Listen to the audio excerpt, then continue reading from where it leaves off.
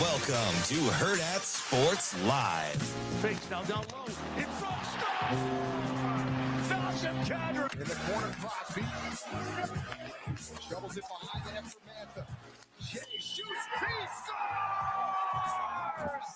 These Penguins, they've done it again! Possession.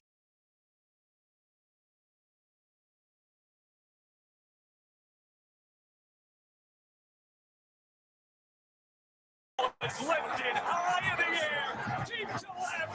There it goes. Miguel Vargas in his return here to his hometown of Miami. A grand slam in the fourth inning, and the Sox have opened it up. There's a shot down the left field line. That's got good carry on it and will get out of here. A line drive home run. Pulled right down that left field line, and Yandy Diaz puts the Rays out in front. Weimer up the middle. Another Weimer screamer. He's 10 for 10 reaching base to start the season. Good morning. Welcome in Hurrdat Sports Live, presented by Next Gen Mail Medical. That's DBM Ravi Lulla here at Hurrdat Sports HQ. What's up, DB? How we doing? Oh, we're all right. How are you? Just trying to make it. Just hanging in there? Hanging in there, just hanging out. Just one of those days. It's a Tuesday. Yeah. I don't know what Tuesdays mean, but it feels like Going up? Yeah. On a Tuesday? I mean, yesterday wasn't too bad. Yesterday wasn't too bad. I got to say, the dogs were not being cooperative this morning at all. No? I don't know if it's the weather or something. They had. What was going on with the dogs? It is going to be cold. Doug was being squirrely. What's wrong with him? He didn't want to go. You know, like they've got their own room, right? Yeah. That I put them in during the day. They're not kenneled, but they've got their own room. It's nice and comfortable for them, but it keeps them contained a little bit. He just was not having it. Yeah, I'm looking for, well, I don't know. Depends on how long I'm going to be. I'm looking for like a doggy door because as long as it's not very hot and things aren't flying around in the air, I just leave the back door open. Yeah. And the dogs come and go as they please. So we got to probably get a doggy door just to, because I mean, you're going to get flies and stuff. And there's like air conditioning and things. So, I mean, it's not super pressing yet, but I was watching them on Ring yesterday with one of the guys came to look at this spot I have in the yard and just watching them just go bananas on the ring. They're like coming through the blinds and Bella, like, I don't know. I clearly know how to pick them, but like her ability to just want to run the household is unbelievable. It is. I mean, she's an absolute menace. And the boys, Biggie's old, so he can't really clap back. But even Buddha takes it. Yeah. And I'm like, come on, man. I mean, he's the big, strong one. And she's just a little itty bitty pretty thing, but for whatever the reason, man. TK says crackheads tend to get stuck in doggy doors. Oh, he had one of those. I don't know. It has to fit. One of our coaches is really good with his hands. I think he can install it, but yeah, I may wait till we hit a little bit of the lottery or something. I think my dogs are too big for like people could definitely get through a doggy door that my dogs could fit through. I got to show you one. Coach Queen watches his sister's dog. Yeah. Sometimes, and she has 2 rescues, and one of them is a Great Dane. Oh, okay. That's what Sasha has. The doggy door is the size of the door. Yeah, it's just a door. It's just a door. Skinnier. He sent it to me when we were going to West Point because I was just looking for different sizes. Yeah. I couldn't believe it. Because you would just need a little bitty one for your guys. Super small. Yeah. Like, I mean, I got to show it to you. I'm like, I mean, look at this thing. Oh, geez. Like that is the door. Yeah, that's like I could fit through that. Yeah. I mean, that's pretty narrow. So Kel Jam says, and I've seen these, they have like fancy ones where there's like a sensor in the dog's collar that unlocks the doggy door and then it locks when they're too far away from it. More endorsements, Sash. We got whatever company that is, Kel Jam. More endorsements. Figure that out. That sounds spectacular. Huh? I know. So DJ Rezak's dogs ring the goddamn bell.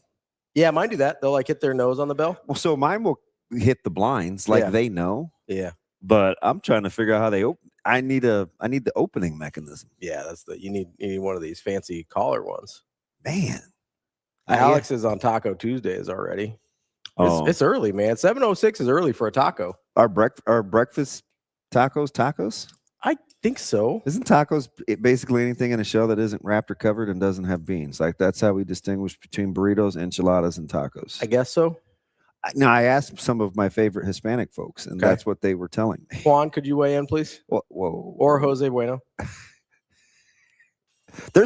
We got another one too. Oh, SkyMex. He did not come to mind. Ironically enough. Ironically. Yeah. Which is weird because he's an OG. Yeah, we've met SkyMex. There's another Hispanic guy. SkyMex brought us like a haul of goods one time at the bar. I know. I some of that stuff is very useful too. So, Alex, I have had chorizo and egg tacos. They're pretty good.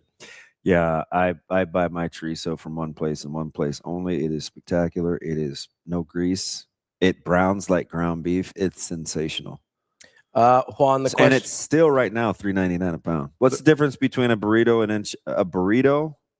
Enchilada and a taco. An enchilada and a taco. Yeah. One of it is beans and one of them is wrap versus not wrap. I think I know some people that put beans in tacos though. Yeah, then it's not a taco. They'll put like a little black beans. No, in it's the just taco. then it's an open face like, something or it's another. like it's just an open face burrito. I mean, no, burritos have to be enclosed.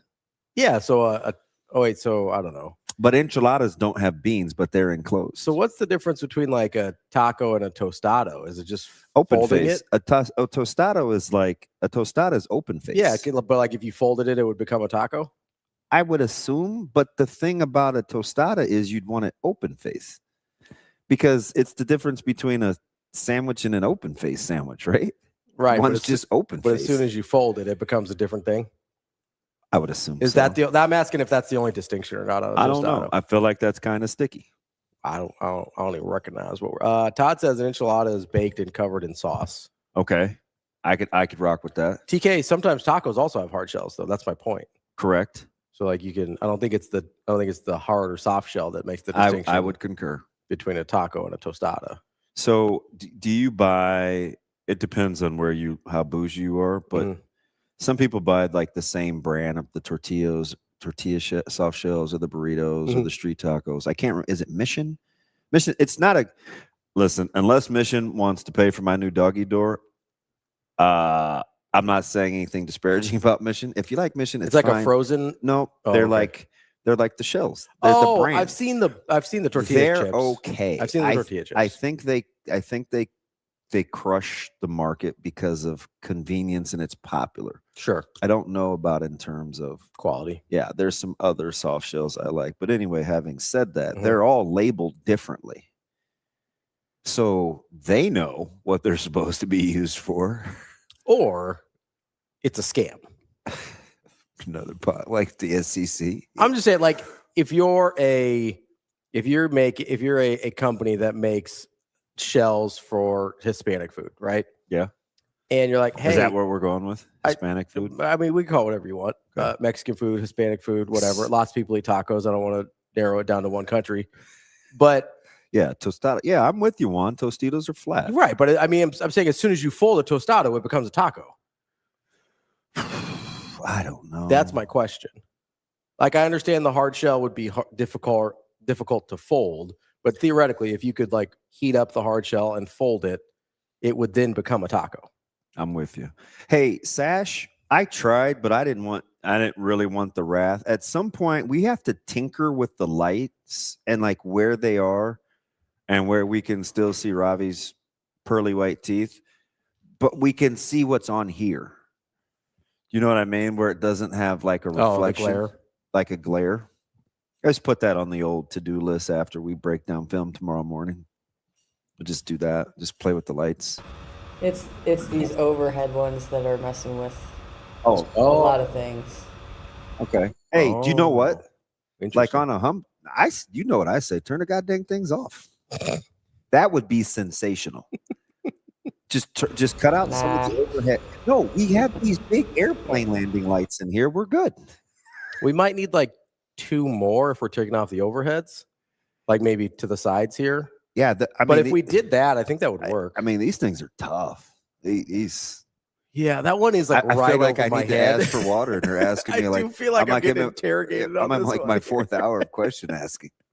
It's like, do I need a lawyer? I mean, listen, I know that we are different shades here, but like we look like entirely different, like with the light on one and not on the other. Yeah, you're looking extra Keisei Jersey Tominaga-ish today. Very pale face. Well, I am half white. Yeah, it's resonating today. I feel like I still look brown. Eric but says, you can't see Solich or John Baylor. Eric says your broken tostado becomes a taco salad. Oh, If the shell's broken, then yeah, which that makes sense. Yeah, Juan said I was right though. If you were to fold a tostada, it's basically a taco. Okay. Here's my thing though. Can I? Hey, Juan, since we're just talking, but I can't really hear you, but you can type fast. Mm-hmm. Like authentic Mexican tacos use queso fresca primarily, or no cheese at all. Because I don't know how we Americanized the whole shredded cheese thing. Oh, sure. But I don't get that when I go to the authentic spots. No, I think it's mostly queso fresco. Just the crumbled stuff that looks like knockoff feta. Yeah, but it's a different flavor profile. But yeah, I know. I have both in my house. Yeah, I have. But they look similar. So right now, if you pulled the cheese drawer open, there's Gouda, there's buffalo cheese, there is provolone, there's Asiago, there's sharp cheddar, there's smoked provolone, there's queso fresca, and there is feta. And on the shelf where the butter is, because you know I'm OCD, there's also cream cheese. Yeah, I don't like cream cheese. It's salmon. Sensation. Oh God, I should have brought you my smoked salmon. Tiger Shark Diver just got back from Mexico yesterday. He said, "Oh my God, the food was so good. Had great food." Hey, did you see any tigers? Because they do prefer the warm water. Or sharks. Smoked Gouda is fire. I'm a big Manchego guy.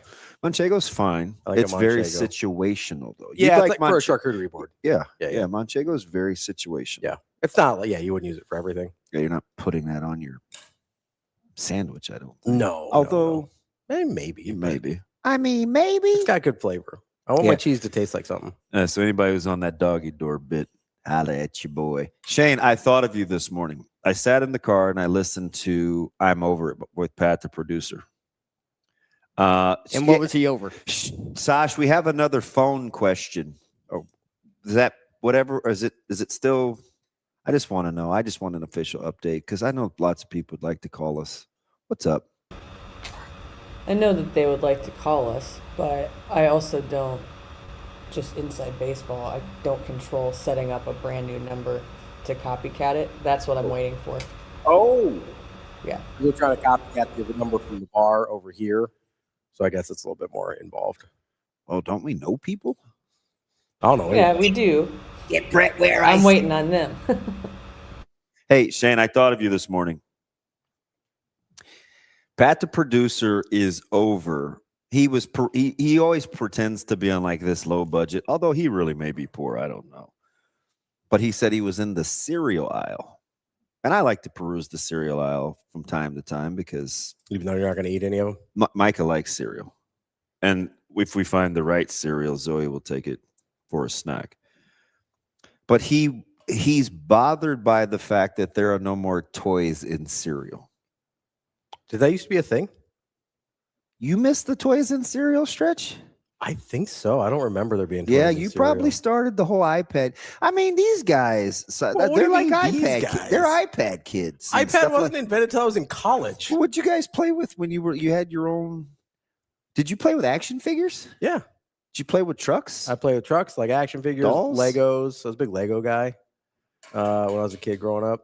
But we didn't have like the sets. We just had a bucket full of Legos and you just made stuff. Oh, I mean, yeah, there wasn't like that. Yeah, we make do. Hey, this isn't like, this is a fighter plane. Let's go get the TIE Fighter set. Yeah, no, it was just like, hey, there's 1,000 Legos in a bucket. Here you go. Go nuts. Although then they'd only been like $13.99. Now they're like $29.99 and it's 130 pieces. And you're like, WTH. If you can find a set for $29.99, good on you. So those are like the smaller ones. The little guys. Yeah, because Micah, we went through that phase. Anything bigger than like this big though is like $60 or $100. They're like when did we start getting rid of? God, good Lord, Shane, your hair is gray. I did not know that. You need a little love in your life. You stressed? Maybe just a little hair color. Oh, don't do that. Don't do that. Nah. Be distinguished. It's cool. You know what I was big on when I was? I mean, I mostly just. What was the best toys? Like, what happened to the toys? I don't know. I missed the toys. I was of the era where they still had really good toys and Happy Meals. So we were like the toy era. Like they still had really cool stuff in Happy Meals when I was a kid. Like they'd get promoted with movies and stuff. Like when they remember you used to get the knockoff Transformer figures. They were plastic. Yeah. Tried to snap them together and they would break. When they like re-released all the Star Wars, they had really cool stuff at Burger King. Didn't we get like Smurf figurines, like legit Smurf figurines in Happy Meals? Yeah, there was some of that. I keep thinking about I think it was around Jurassic Park timing, the very first one. There was a cereal that put in a spoon that like had the head of a dinosaur on it, and you could like pull the trigger on the end of it and scoop up your cereal and like open the. Yeah, they used to have good toys and stuff. I don't remember the cereal that much though. You know, occasionally when I was looking for the Christmas catalogs under my mom's bed for toys. Yeah, for toys. For toys, I was like I would look for action figures and stuff. And I would do the pages and the He-Man toys. And so about once or twice a month, I'll go online and look and see how much that stuff still is. Yeah, like how much it's worth now. Some of the toys were they were cooler back then. Yeah. You know, with the not detachable, the multi-joint arms, and the Transformers were die cast. That wasn't the cheap, smelly plastic for like the He-Man action figures. They had like cool action figures. Yeah. Didn't you used to collect all the Return of the Star Wars guys, Shane? I have a few, yeah. They're unopened though, aren't they? Oh, I wish. So our buddy that runs the comic book spot, he has hundreds, probably thousands of Star Wars action figures unopened. That's pretty sweet. That's how he started that business. He hustled me for all my cards. He's been doing this since he was a kid. We'd be snowed in for school. He was 9 years old and he'd walk over and we would like play with action figures. Yeah. And I was collecting cards because my sister worked at this place called Sport Shreds. And they had cards. And she would bring these packs home. And slowly but surely, I would build up this collection and then give them to that guy. Yep. And he had a paper route. So he always had money. So I was like, ooh, man, $6? Literally papered up. $6. I could take 2 and get like 4 or 5 tacos from Taco Bell. They did used to. Tacos used to be 49 cents at Taco Bell. Yeah, they would run specials even when I was a kid. They would run like a special for 39-cent hard shell tacos, and I would mess those things up. So I didn't start eating soft shell tacos until I was well into my adult years. I was always team hard shell. I mean, from a fast food place like that, I still prefer hard shell. Like if I'm going to a Taco Bell, I need some texture. Like I just don't like mush. Yeah. I need a crunch in the taco. Like I don't like the soft. I don't like the soft shells. That's why I mean, like that. I'm telling you, like the old school. Remember, like the taco pizza. Oh yeah. Taco pizza was a big deal. I used to rock with Taco Bell. I haven't been there, and so they brought back the Mexican pizza. Jeremy, the Teenage Mutant Ninja Turtle toys had fantastic detail. Yeah, my brother had some of those. I mean, those things. He never let me play with them. I was mad about it. Yeah. Okay. No, those are mine. My brother had the cool stuff. Like, he's a big racetrack guy. Oh yeah. He had like the cool toys. He had like this Space City. Oh, that's pretty cool. And it was like these tubes. I always wanted those cars. Did you ever see the racetracks where they like crashed? Yeah. Crack ups. Yeah, I wanted. Yeah, they're crack ups, right, Shane? Yeah. That's what I always wanted. Scott, I don't know how that Taco Bell by us stays packed, but I'm not here for the Taco Bell slander because I'll ride a Taco Bell. And I was at my buddy had a wedding on Friday night, and he has an assistant coach because we're like, who keeps these places in business? So he was coming off a weekend in which Shane, he went to a particular restaurant on Sunday, spent $13 and ate Long John Silver's with his AirPods in and his hood over his head, hung over for 55 minutes. Think you could eat Long Johns for 55 minutes? At the Saddle Creek one? Yeah. No. We were gonna go there, but we didn't. No. Yeah. I would have saw him. That's his jam. Pass. Oh, it sounds sensational. I mean, I get it. You're just going to loosen you up at some point, but I mean, going in, don't cap like it's not going to be good. Don't be that dude. So man. I don't do fast food fish really. Oh, cut it out. I don't do the fish sandwiches at fast food restaurants. Like I'm not doing like my wife will, because she's Catholic. I think I'm telling you, Long John's is like Nickelback. It's just cool to say you don't like it, but you really do. Listen, you know that I'm not like that because I'm the one who sits here and stands for Creed all the time. I sit here and I ride with Taco Bell. I'm the only person on earth who will profess their love willingly and unprovoked to Arby's. Like Boxed macaroni. Listen, boxed macaroni with little hot dogs cut up in it. I'm here. That is delicious. Traumatizing. Look at my guy wearing a Creed shirt today. Oh, well, I just heard. He's 6 feet from the edge, and he's thinking. Look at little Jimmy Neutron. So it's not about that. I don't do fast food fish. It's just a thing. I've never really enjoyed it. Not my deal. I'm looking at all these guys on my algorithm for TikTok that are doing like these sandwich reviews. And I want to know how these guys get like 7 fish sandwiches just in front of them.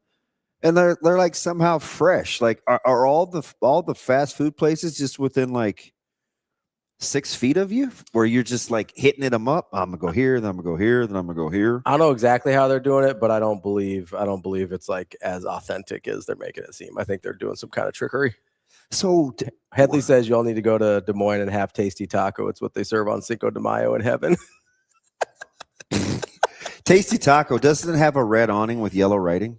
I've seen that. I've seen that in Des Moines. Awesome. I love that place. I've seen that in Des Moines. There's one catty corner from the hotel we like to stay at sometimes when we're on the West End. Scott says Taco John's over Taco Bell. Now, no, I agree. I think there are menu items at Taco John's I prefer, but I'm not saying across the board. Taco John's breakfast is low key off the chain. Tim says my kids keep Taco Bell in business. Taco John's breakfast is, man. I go back to being a fat kid. Taco Bell, that place is legit. Headley says everyone acts like they don't like Arby's, but everyone goes there. I agree. It stays in business somehow. Listen, that's another good one. Yeah, Arby's is. The Arby's slander is not going to be stood for. Like, Arby's is fire. Tyga's riding you with Long John Silver, says it's elite.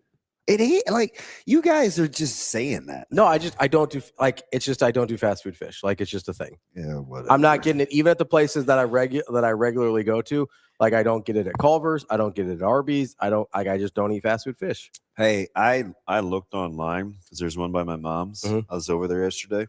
Got a lot of love for the double decker taco, by the way. They wanted to bring it back in the chat here. Double decker taco. Yeah. Does our Culver's have the walleye? I think so. Yeah, Natasha gets it sometimes. No, it's the big one. Oh no, she gets the sandwich. They always carry the cod. Yeah, no, there's two. So there's a walleye sandwich. There's a cod sandwich. Does our local Culver's have the walleye sandwich available? I'd have to check. I think Natasha gets the little one. I watched another guy do a food review of Bojangles, and he said some Bojangles in the area don't do bone-in chicken. I was like, I've never heard of that for a Bojangles. And why would you do that? Really? Just be sorry. Never mind. I don't. Hey, you guys eat where you want to. I'm not here to hammer any businesses. I almost called you last night because TJ, I think that's Amigos with the crisp meat burritos. Yeah, hey, that's Amigos, right? Yeah, legit. Yeah, they're like the little Crispitos from our childhood. Yeah, and they have crab rangoon ones now. Yeah, I've seen those. They usually have them during Lent though. That's when they do all the like fancy items there. Yeah. Anyway, you almost called me last night because we were talking about apparently, the clip made the rounds about, and this is what happens, right? When you do a show of the comparisons and the fans and the expectation level from Nebraska basketball to Nebraska football. I did a show I was on a Doug and Daddy show yesterday, and I kind of doubled down on the same thing with, my thought process on the double standards. And you know what I kind of landed the plane on? Mhm.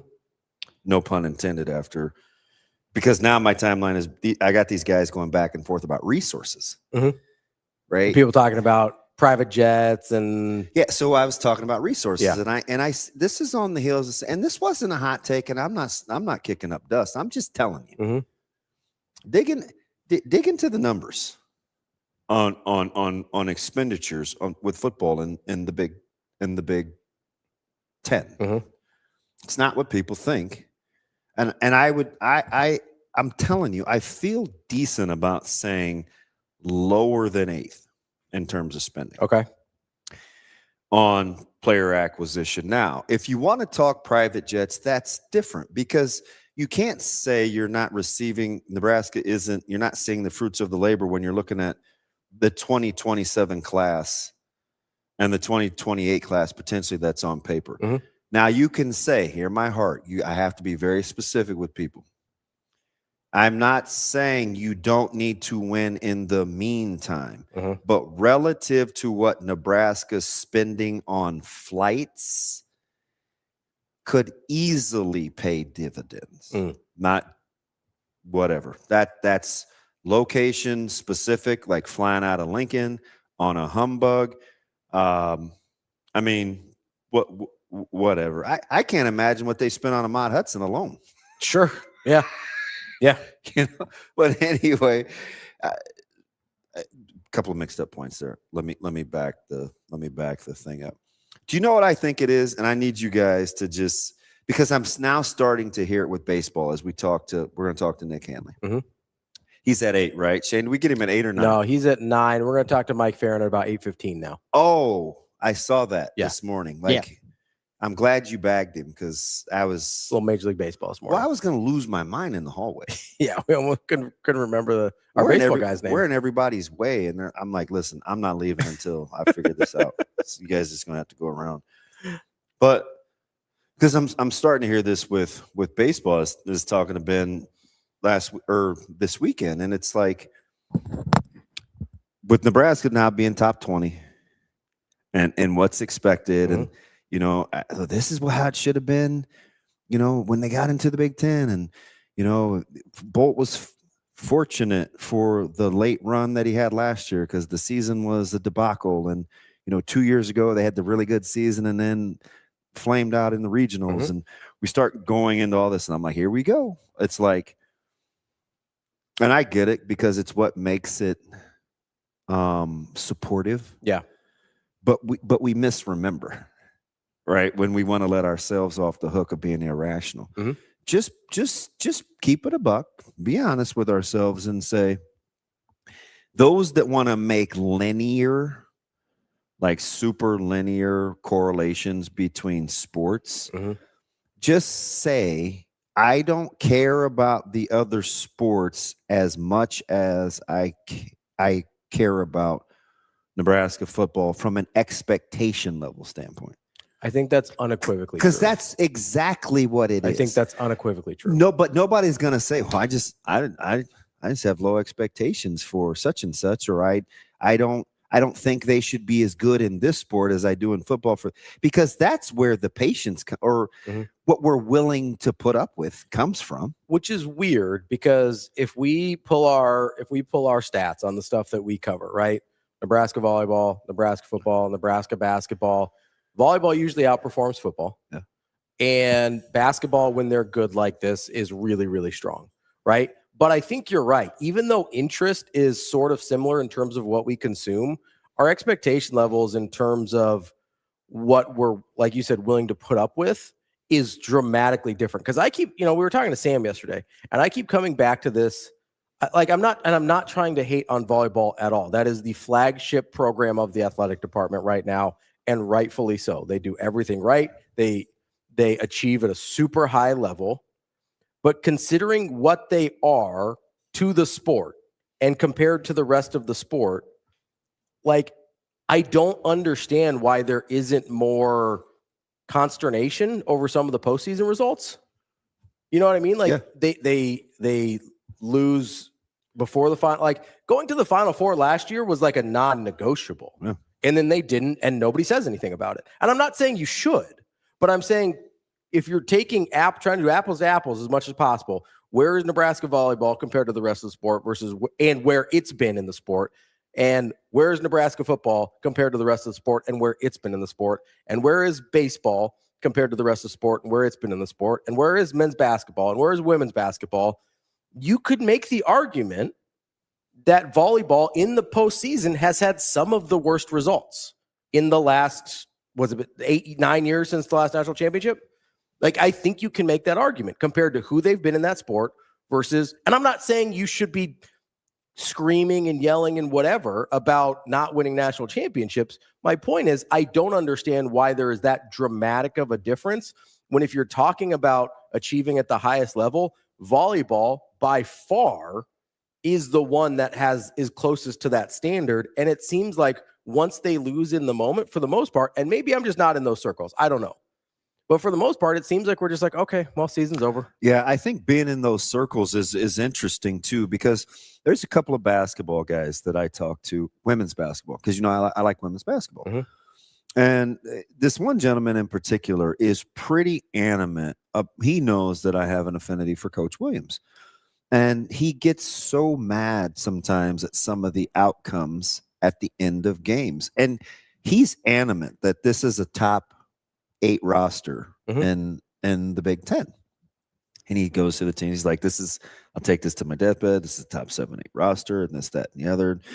And he said at the very end, he goes, but it's Nebraska women's basketball. And so sometimes I think we're just happy to be happy. Women's basketball is a great example this year. He said, I think we're just happy to be happy. And the way that he said it, it just gave me pause, because it was actually, Stephen, the catalyst for why I was fuming underneath the surface all weekend about the expectation levels, because I know it's coming for baseball. Mm-hmm.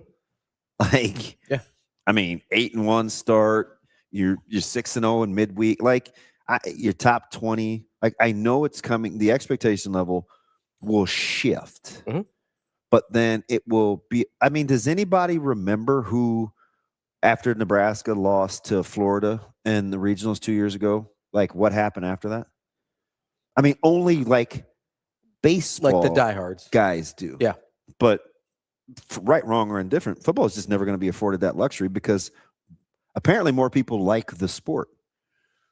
Yeah, I don't know if it's like history. Like I don't know what it is. But I think we have to be careful, because I talked to a lot of people at the spring game, and sometimes I think we're all guilty of this, where if we think 8 or 9 or 10 or 12 or 50 people say something to me, that's the way it is. I don't know. Sure. I don't know. I think sometimes we have to be very cognizant that there are multiple different views. Like, you're talking about an echo chamber, basically. Like, the people around you are the ones I'm talking about this apparent echo chamber of like apathy for football. Yeah. Right. I think that's a problem. Okay. And we have to be careful, because I think sometimes we receive information and we want it to validate how we think. So if we're apathetic about football and somebody says, oh man, I didn't even know the spring game was this weekend, that doesn't make you apathetic. It just means that you were consumed with something else. Why do I say that? Because I talked to, I don't know, probably 25, 30 fans, which isn't a ton. Right. But it was just a bulk of what I was in the middle of at the spring game. And there were a multitude of reasons why they weren't as aware as they normally are, that didn't have anything to do with how they actually felt about the program. Number one's men's basketball, probably. That was actually probably 2. One's got to be the timing of it. Timing. Yeah. I mean, I'll be honest. I'm certainly not apathetic about the football program. It caught me off guard. Like, it snuck up on me a little bit. Timing was 1. Okay. So timing and then men's basketball. And men's basketball was 2. That makes sense. Right. And so it snuck up on me a little. But here's the other thing, that when we want to be associated with things that make us feel good, right? Because I think that ultimately fans nobody wants to be associated with a loser, right? But your true fandom is tested when your team isn't winning the way that you want it to. Mhm. But if given the druthers, right, I only know one person, rest his soul, that openly rooted for a team because no one else liked him. The late, great Nitty Gambier, my man Nitten, loved the Cleveland Browns. Loved the Cleveland Browns. Just because nobody else wanted them. Because they had no one else cheering for them, according to the world of Nitten. So he's like, I'm riding with those guys. My man was ride or die. The only thing he loved more than the Cleveland Browns was Nebraska athletics. So it's like, okay, softball off to a good start. That has my attention. Baseball off to a good start. That has my attention. Basketball is rolling. That has my attention. And so a lot of times things like this whole staunch wait and see approach it's different. And we're kind of being disingenuous too. Okay. But we're not willing to say it out loud. See, if we like someone, it completely dictates our behavior. Somebody said that about Cook in the chat. They're like, hey, I think loving John Cook has a lot to do with the way we processed volleyball. Terrified. People are so intimidated by Coach Cook. And you see he and I off. Yeah. He's amazing. Yeah. Kind, good. I get the demeanor. I get the outward display. You know what it kind of reminds me of? What's that? It kind of reminds me of Bill, our boss. Oh, yeah. Like, good call. I'm like, does he even like me? Sort of like tall, so he kind of like has a presence. I was quiet. messing with him through the window, and my man literally gave me one of these. This is bit like this.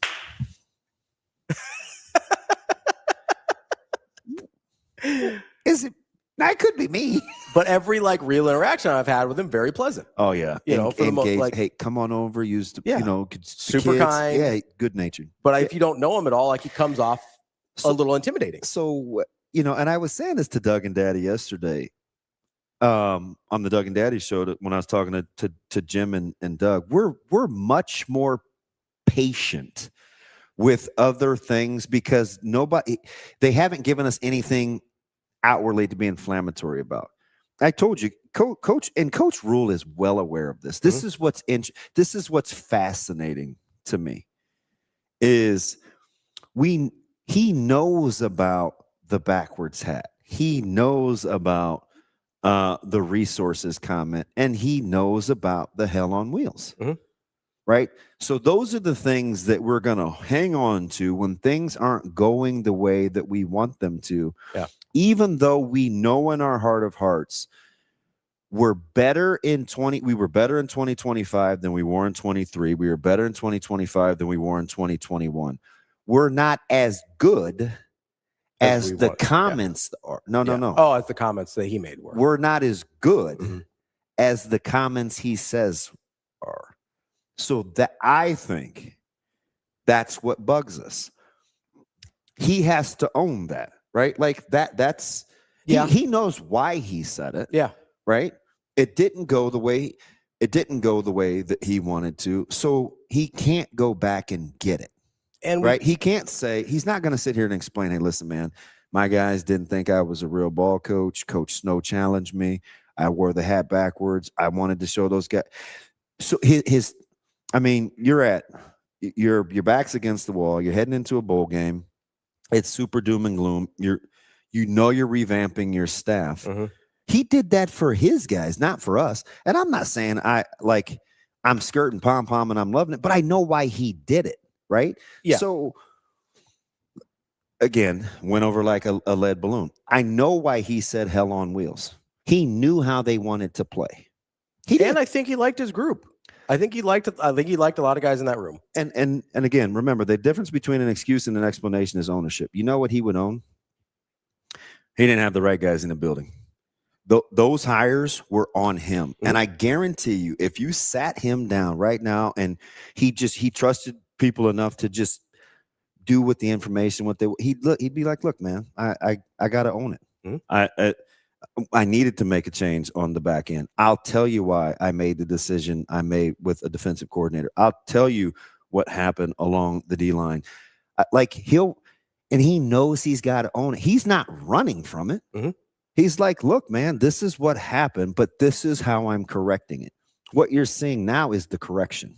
Well, so I think part of the problem is what we consider the mistake or the misstep is public. The correction is private. Yeah. So that's where there's a disconnect. So I used to have this thing on Twitter where it was on I used to keep it on my, I won't get into it because I don't want to get super philosophical. I want to just stay kind of, so with Coach Hoiberg, if when you like the press conferences, and he was kind of saying the same thing. Remember, we were doing a show and they were like, oh, he's not passionate enough. And we had a couple of big time donors that were just constantly in my ear about this isn't going to work. That like too passive, not enough commitment, not this.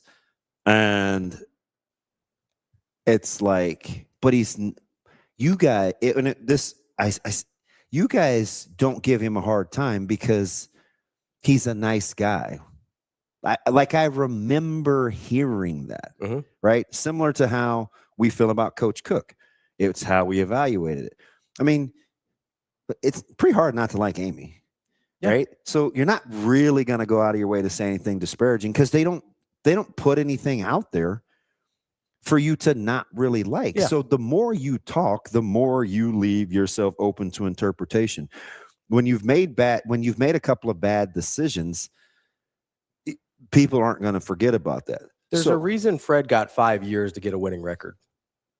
People like Fred. Yeah, I know. People like Fred. Part of it was circumstances and who else was getting fired at the time and whatever. But people like Fred. Yeah. Fred's an easy guy to root for. Yeah, like we don't hear, what we don't hear about how many times Coach Hoiberg got to change his staff. Reset. Yeah. Change his staff, change his recruiting philosophy. You know what you do here? Well, Bro brought those guys in. He doesn't get credit for getting rid of them, even though he made you know what I mean? Yeah. So it's just, and again, I have to be careful to not compare and contrast. What I'm trying to do is just take some self-eval on how we utilize the information because it's gone from. Let's not pretend like there weren't some bad hires on men's basketball too. Listen, we all know who we're talking about here. Yeah. So pick a sport. Yeah. Do you want me to get into? It's a niche sport, but like, do you really want me to get into wrestling and the standards on why I go ham? I'm consistent. Don't even kid yourself and say this is DB writing for Coach Rule. No, this is DB writing for don't be a hypocrite. That's what I'm saying, right? There are certain topics that I am qualified to talk about and give and pass evaluations on. There are some things based on what's happened in my life I'm not qualified at all, so I keep it pushing. The other thing that I'm talking about is if we're gonna compare a couple of things, let's make sure we're comparing a couple of things. Keep the majors, and keep the minors, the minors. You'll be comparing the same things, right? Yeah. If we're gonna do that, yeah. If you're gonna say to me, why can't football be like basketball? Then I'm gonna say, hey man, let's go even Steven. Mm-hmm. If you talk about them in separate instances in terms of how this journey went here and this journey went here, hey, knock yourself out. Mm-hmm. But the minute you want to go all, Mr. McCall equalizer or Queen Latifah, if you are a CBS person, you like the series, then it becomes a different conversation because we're not like that with all our sports, mm-hmm. which is why we cannibalize our own sports. Yeah. And I'm just thinking the whole jet, like the front office sports thing yesterday and that being on my timeline after our clip, I'm like, that's what we're based on whether we like a guy or not. Yeah. And if you're going to do that, that's fine, but just say it. Yeah. Just say it. You can totally do it, but just say it. Because I mean, I rock with guys that can't say one positive thing about Coach Rule and they know that's my guy. Mm-hmm. And it doesn't change our relationship. It's just who they are. But I know what I'm dealing with. But you got to be able to say it out loud. Like, if that's how you're going to make decisions about stuff, you got to be able to say it out loud. I know exactly what. Yeah. How many times are people like, man, why you like Joel? Joel this and Joel that? I'm like, Joel's good to me, man. Like, I don't have any. I can't make him like somebody I don't like that Yeah. I like. Like, and I don't want to. Yeah. Right. I don't want anybody to be like me that I have to hang around over an extended period of time. I'm just telling you. So Peg brought up what I think this is what she was saying. What it at least made me think of what I think is a very good point. And I think part of the reason we process some of these sports differently is because of how the outside world reacts to us within the individual sports. So she says, any volleyball brings attention to everyone around the world and country. It's fun wearing a Nebraska shirt. I think she's in Palm Desert. Hey, And people stop you and say something about volleyball and men's basketball. When they stop you and say something about volleyball, even after they lose, it's always positive. Oh, man, you guys had an incredible year. If there's anybody that would know, it's her. She's pretty brilliant when it comes men's basketball. They go, oh my, you guys made the Sweet 16. That's incredible. You guys had a great year. Like, it's never every other sport. It's almost always positive. I can't believe you guys took over Oklahoma City. I'm not when surprised she said it comes to football. Yeah, the interactions we have with the outside public are negative. Largely negative. I get it. Hey, why didn't this happen? What's the deal with Raiola? You guys ever going to beat Iowa? Like, it's always that. It puts you on the defensive. Yes, like, immediately. And it changes the way we feel about the program because we don't. And people said this with the men's basketball thing, but I don't even think it's to the same degree in terms of losing to Iowa. Is yes, you do have to deal with friends and neighbors and whoever that are Iowa fans. But I'm talking about the general public, not somebody with a rooting interest that beat you. I'm talking about just random people. They see you're from Nebraska or they see a Nebraska shirt when it's in football season and something didn't go right. They're like, oh my God, what happened against Indiana? Whereas with volleyball, men's basketball, women's basketball, it's a feel good. It is almost always a feel good deal. Yeah. And I think that changes how we process the sports that we like. What is she, man? Where is she? She said Palm Desert. I'm assuming that's what she meant when she put Palm Desert in parentheses, that's where she's from. Again, a lot of history in Nebraska athletics and in the fundraising world. That one right there. Yeah. She would know. I also, Dank brings up a good point as well. We also have to consider where people are getting information. Yeah. Because most people aren't generating their own critical thoughts, especially. Again, I agree. I told you off air. Yeah. I was like,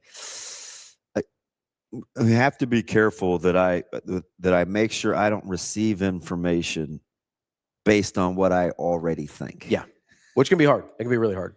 But I try to really be cognizant of that. Yeah. Right. Like, it's kind of a thing for me because I want to challenge myself. Yeah, it pisses me off sometimes. To be able to be objective. It annoys me, I'll be honest. Because I know, like, Ravi, you will entertain things that you should not. Like, I'm just like, hey, we don't have to do this with everything. You know what I mean? I was like, we know that's garbage from the jump. Let's move on. Oh, you know what I mean? Like, there's certain things where I was like, we don't have to look for the good piece of cheese there. That sandwich is rotten. Let's throw it away and start with a different sandwich. You know? Did anybody catch the way he looked at me? It was like an emotional plea for a POW. Pisses me off sometimes. Like, why so serious? It drives me crazy sometimes. Yeah, well, like, at least I know where I stand. As you're processing through it, I'm just like, man, we don't have to do this. We both already know where this is going to land. You don't have to look for something worth taking away from it. It was garbage. I don't know what to tell you. You know? It's tough. It's cold shot. I do appreciate that you're willing to go through the exercise. Sometimes I was like, I just need like a little pre-filter, DB. Oh. Like, there's certain things that don't deserve to go through the whole process. It's all good. It's all good. Yeah. So I think one of the corrections, it's not even an overcorrection. I think one of the corrections you've seen is when guys take the podium. Yeah. A lot of business. There's just not much going to be said. And now we judge that. Yeah. But it's like, it's just self-awareness. Right? Like it's just self. Like, if you're going to use all the things I say against me, I'm not going to give you anything. Or like, hey, in the moment, and it could be, he's got to own some of it. Sure. It isn't just like we're making up that we didn't, because we didn't have enough information. And he knows we don't have enough information. Yeah. Now, if he sat down and explained, hey, why did I think we were going to be hell on wheels? We were lighter, quicker. This is kind of how we built it. I like the schemes on the dry erase board. Like, we're going to be a movement front. Like, I see why you could say that. And I'm not even mad. He said people do that, right? Coach Mack, hey, I want to listen. We're going to do space and pace this year. What did he say? We may win a lot of games 99-98 before the season, right? So it's like they didn't win a lot of games 99-98. And you're like, wait a minute. This isn't what you said. Yeah. Right. So that it happens. It happens. But that's going to be the one.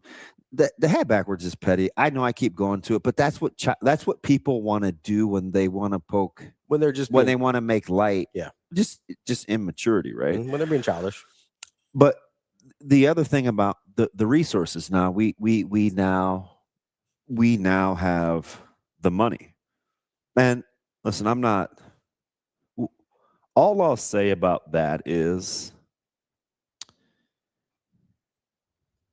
the more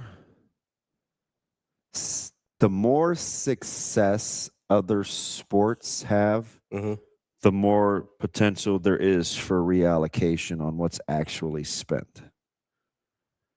So it may look one way 5 months ago, 4 months ago, and it's a little different now. Does that make sense? Yeah. Yeah, I think so. You may think you have this pot for this. Yeah. Then other things happen. So we're like, oh, gotta take some funds from over here. Let's move here. We have extra travel. We have a couple of guys we got to keep. It changes. But see, we don't know enough. So we judge that he said it. It was in the comments section 10 times yesterday. And I'm not going to take the time to always explain it. Sometimes you just have to eat it and move on. But we think a lot of things that aren't really true. It's a great book, man. Don't believe everything you think. Yeah. I mean, don't believe everything you think. I'm hyper paranoid in public, right? Do I always need to be? No. Don't believe everything you think. So I can work myself up into not leaving my house for 5 days straight. It's not healthy. Yeah. Don't believe everything you think. People often think that their brain is a truth-telling engine. It's not. It's a survival engine, right? In order to survive, it will lie to you. That's where anxiety comes from, right? Like it is under no obligation to tell you the truth. It is under an obligation to try and keep you alive. I think I'm all in on Peg's point too, to that point. I think it was a really good point. Right? Because to what you're saying, yeah. The survival, yeah. If it's effusive in praise, yeah, that's one side. You're going to bring your mind back to that, right? Yep. Versus if it's negative, yeah. And at some point, it's just going to dictate your behavior. It's going to dictate and also like we're removed, right? Like we don't, unless you're a big donor, you probably don't have a lot of control over what's going to happen in any sport, right? So you sit here and you go, okay, what can I do then so that people don't talk to me like this anymore? So Game Dog, they played 4 down like 68% of the time last year. So I'm just going to start with that hypothesis being wrong. Like statistically, even Tony White's last year, they were 4 down like 61% of the time. We talk a lot about 3-man, but then we have to actually see how they line up. But I'll leave that right there. That's all I'm going to say about that. I blew my 2 month. Lock in. I think there is a lot of it where we can't control the outcomes, and so we control the way we talk about it. And when people talk negative about things to us, we become more critical because we don't want people to talk that way anymore. Yeah. We don't want people to treat us that way anymore when we're talking about Nebraska football or whatever. But I think there's also a part of this where now you're going to tell me it wasn't for okay. It's a 1, a 3, a 5, and a 7. They're playing 4 down. I don't know what you mean. Like, what's a hybrid? Like, but walk me through hybrid. It's walk me through hybrid. Yeah, we need to take a break before I say something I shouldn't. I just want to know what a hybrid is. No, it's not even on that. Yes, there are, Jeremy. There's certainly things that can be improved. He says on 3 pointed out need to improve red zone offense. There's lots of practical things that we can improve. The same thing. My point is the same thing can be said about all the other sports. None of the sports won a national championship, right? Like none of the ones we've talked about, right? Volleyball didn't, basketball didn't, women's basketball didn't, volleyball didn't. Baseball still got a chance. Baseball still got a chance. Softball's got a chance. Top 10, 5. Top 5 now. They got a chance, right? So they are track. A chance. Track's got a chance. Obviously, Nebraska wrestling finished 3rd in the country as a team. There's most of the teams that we've talked about have. Dude is using hybrid and variation as the same word. I'm just gonna be honest. Captain, game dog, whoever you are, if you're different people, I don't really think no, they're that different. They're definitely different people. They just always come in the chat at the same time. It's uncanny. Maybe they ride to work together or something. I don't know. But you don't know more about defense than DB. I don't know what to tell you. I got no he's free to be him. I got no problems with it. It's fine. And be careful where you get your information from. Not everybody has good information. That's all I'll say about that. We're going to take a quick break here. Coming up at, I believe, 8:15, we're going to get Mike FERRIN, talk a little Major League Baseball, get into that as we're a few days into the season. That's DB. I'm Ravi Lulla. We will be back. More Hurrdat Sports Live.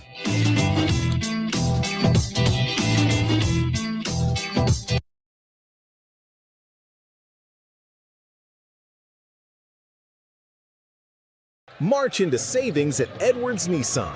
Lease the 2026 Nissan Rogue Platinum starting at just $339 a month. A premium ride at an unbeatable price. Drive away with more this spring. Or save $2,650 on the 2026 Nissan Pathfinder. Plus, finance at just 2.9% for 72 months. Don't wait. March into savings right now at Edwards Nissan. It pays to make the drive to Edwards Nissan.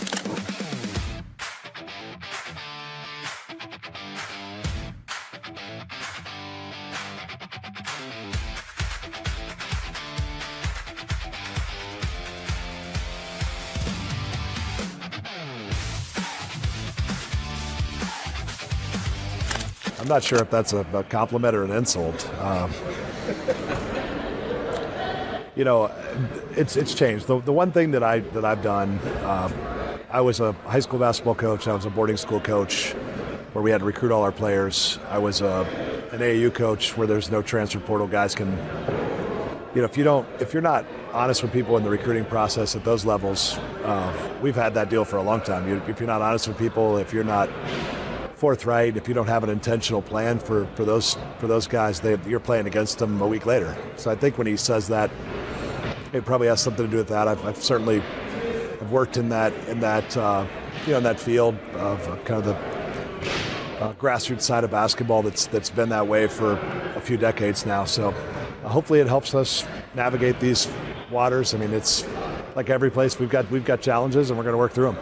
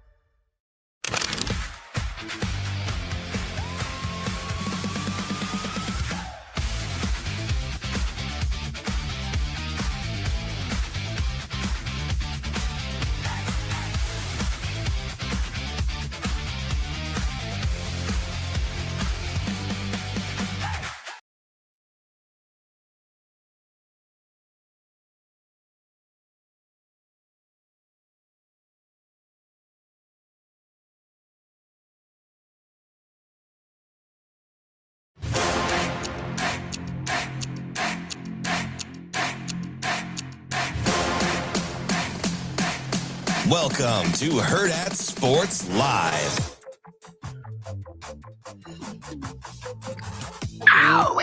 Welcome back, Hurrdat Sports Live, presented by Next Gen Male Medical. That's DB. I'm Ravi Lulla here at Hurrdat Sports HQ, reminding you, give our guys over at Next Gen a call, 402-614-9700. You know, sometimes some people are a little cranky in here with the chat. Dude, somebody on my timeline just called somebody a dumb F.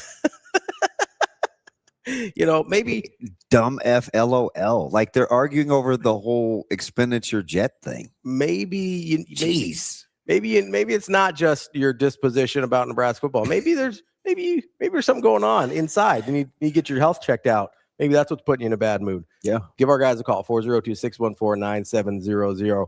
Your hormones being off can cause things. Your vitamin levels being off can cause issues. Maybe cause, I don't know if it can cause you to be in that bad of a mood. Sometimes it's an estrogen versus testosterone imbalance. Listen, they can have it for men and women. It happens. They'll treat both. All right. Give them a call. Men produce estrogen and women produce testosterone. It's you got to have the right balance. Balance is important, DB, as are hybrids. 402-614-9700. Give Next Gen Male Medical a call. Yeah, we're cornflicted. We're going to talk some baseball today. We're talking baseball. Got baseball. Got college baseball later with Nick Hanley, Husker Radio Network. Yeah. And we'll talk Major League Baseball with Mike FERRIN. Although I'm less excited than I was last week when the Red Sox weren't 1-3. I mean, Dodgers finally lost last night, so we're good. Oh, okay, cool. Yeah. How are you enjoying the Timmy Trumpet experience? You having a good time? I'm just glad he didn't start on the IL, which is what I thought was going to happen. You love your guy Timmy Trumpet. It's all good. I don't listen. The song, it is what it is. I mean, I know nobody wants to talk about the Dodgers. This is a hot take. I don't mind the song. It doesn't bother me. I mean, the song is a lot of people are haters. I don't mind it. It's fine. Do you know of all the teams that had a chance to go? This is a weird stat. I just made it up. That had a chance to go 4-0 yesterday. Mm-hmm. Failed. Yeah. All the 3-0 teams yesterday lost. Not trying to go 4-0. Nobody's going Toronto, the Yankees, Milwaukee. Well, Toronto, the Yankees, Milwaukee, and Los Angeles Dodgers. Kobe says, and Kobe's a big Yankees fan. He goes, "It's okay. Big Dumper walked off the Yankees with a single last night." Big Dumper. He started off on the bench too. He was struggling. Yeah, when his stat, like if that staff will get healthy here pretty soon, I'll be curious to see what the Yankees do. A lot of people like the Dodgers and the Yankees in the World Series. Yeah, I know the Yankees have an acquisition or two in them. I think they need a little more in the bullpen, but God, can they rake? How about that as a World Series? There's no way it would be that. What, Dodgers, Yankees? What am I thinking? That's iconic. I mean, Major League Baseball would just fall all over itself. They would love that. I mean, but baseball seems to not have that happen. No, not a lot. You get a lot of weirdos in there. In terms of off-market teams. It's fine. I mean, you've had your Dodgers in the World Series a lot lately. You'll be all right. I was hoping the Bluejays took a step back this year. How about your boy Bichette just getting crushed in New York? Yeah, he's not doing great, and they're not happy about it. they're tired. I'm like, did you guys not learn about Soto? He got off to a slow start too. These guys were mad. He'd hit like 2 home runs, and that's like, I don't know if he's worth $600 million, but he'll come around. Kobe says not enough people hate the Dodgers for doing the same thing the Yankees used to. Yeah, I get it. Jay Sadi, and then somebody else said too. They said they're big fans of Mason Miller's music. The Korn, he comes out to some song by Korn, I guess. I like Mason Miller. He appears to be a full-fledged psycho. Yeah, Mason Miller's my guy. You know why? Did you see Mason Miller walk off the field after the World Baseball Classic? Yeah. Somebody is liable to get choked. He's like, he looked at that silver medal like, he got 3 feet away. He's like, threw it right in the trash. Yeah, I'm all in on Mason Miller. No, that's my guy. He's a type 1 diabetic. We love Mason Miller. Yeah. Oh, I forgot. Yeah, you got to stick together, Hey, Shane, why did he's going to have jokes. FERRIN is a funny guy. Why 8:15? He didn't say, but I know he has his show coming up, so he's going to give us some time before his show. Yeah, he's on at 9. Oh, that's right. Yeah. Well, good for him. Yeah. We appreciate Did you have to coax him into it, or he just wants to come and take some pot shots at your boy? I Yours know truly? we were going to do 7:30, I think, before he was going to get to work, so he might be on his way to work, maybe. Okay. All right. I mean, I'm just guessing. I'm happy. What are you laughing at, Gigglebox? You just told me, yeah. You looked dead at me and like, yeah, you pissed me off, DB. I didn't. You weren't actively pissing me off this morning.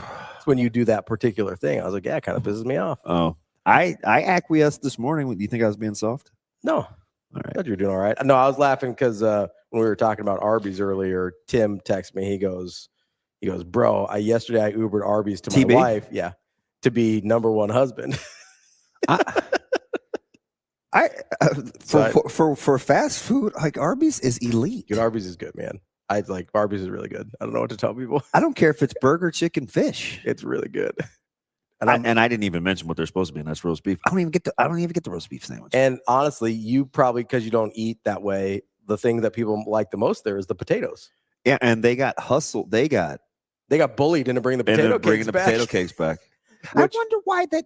So Why how did they does get rid that of them in the work? first place? I don't know, but so the whole bully thing must not work because you know how many people have won? Runza must be so good at what they do, they don't have to bring breakfast to the Runzas, but haven't people clamored for Runza breakfast forever? So here's the difference: is it's a new item versus a legacy item. Like potato cakes were iconic with Arby's Already, like in the inventory chain? Yeah, and they were part of the DNA of what Arby's was. Like curly fries, potato cakes, roast beef. Like that's Arby's, right? Whereas it's weird you have two. Does anybody else have two like legendary sides? I don't know, but dude, I will. Because isn't Popeyes is like red beans and rice? Like, although I think the fries at Popeyes are very good. I've never had them. Who else has two good sides? I think a lot of people have two good sides. McDonald's just has the fries. I don't think people have two good sides that people will like ride with. I got one. Which one? Frings. Oh, yeah, you're right. They do have both their French fries and their onion rings are both very good. I can tell you there's not a snowball's chance in heck I'm eating crinkled. Basically crinkled fries. Anything. They're good but fries. Certainly not crinkled fries. not a chance. I will say no. You know what? This is only one, but TK brings up a good point here.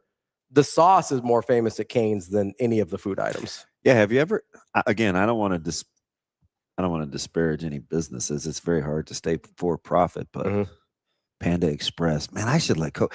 No, Kobe will probably bring Zoe back cussing, but Zoe rocks with Panda Express. So I got Kobe, can you take Ryder to go get something to eat? And she'll be coming back, typing in caps, dropping expletives. Dude, Rico telling me to get a different car. Rico, why are you driving a Tacoma, Dad? You see somebody in the deal has DB Subaru Legacy. It has to be Kobe.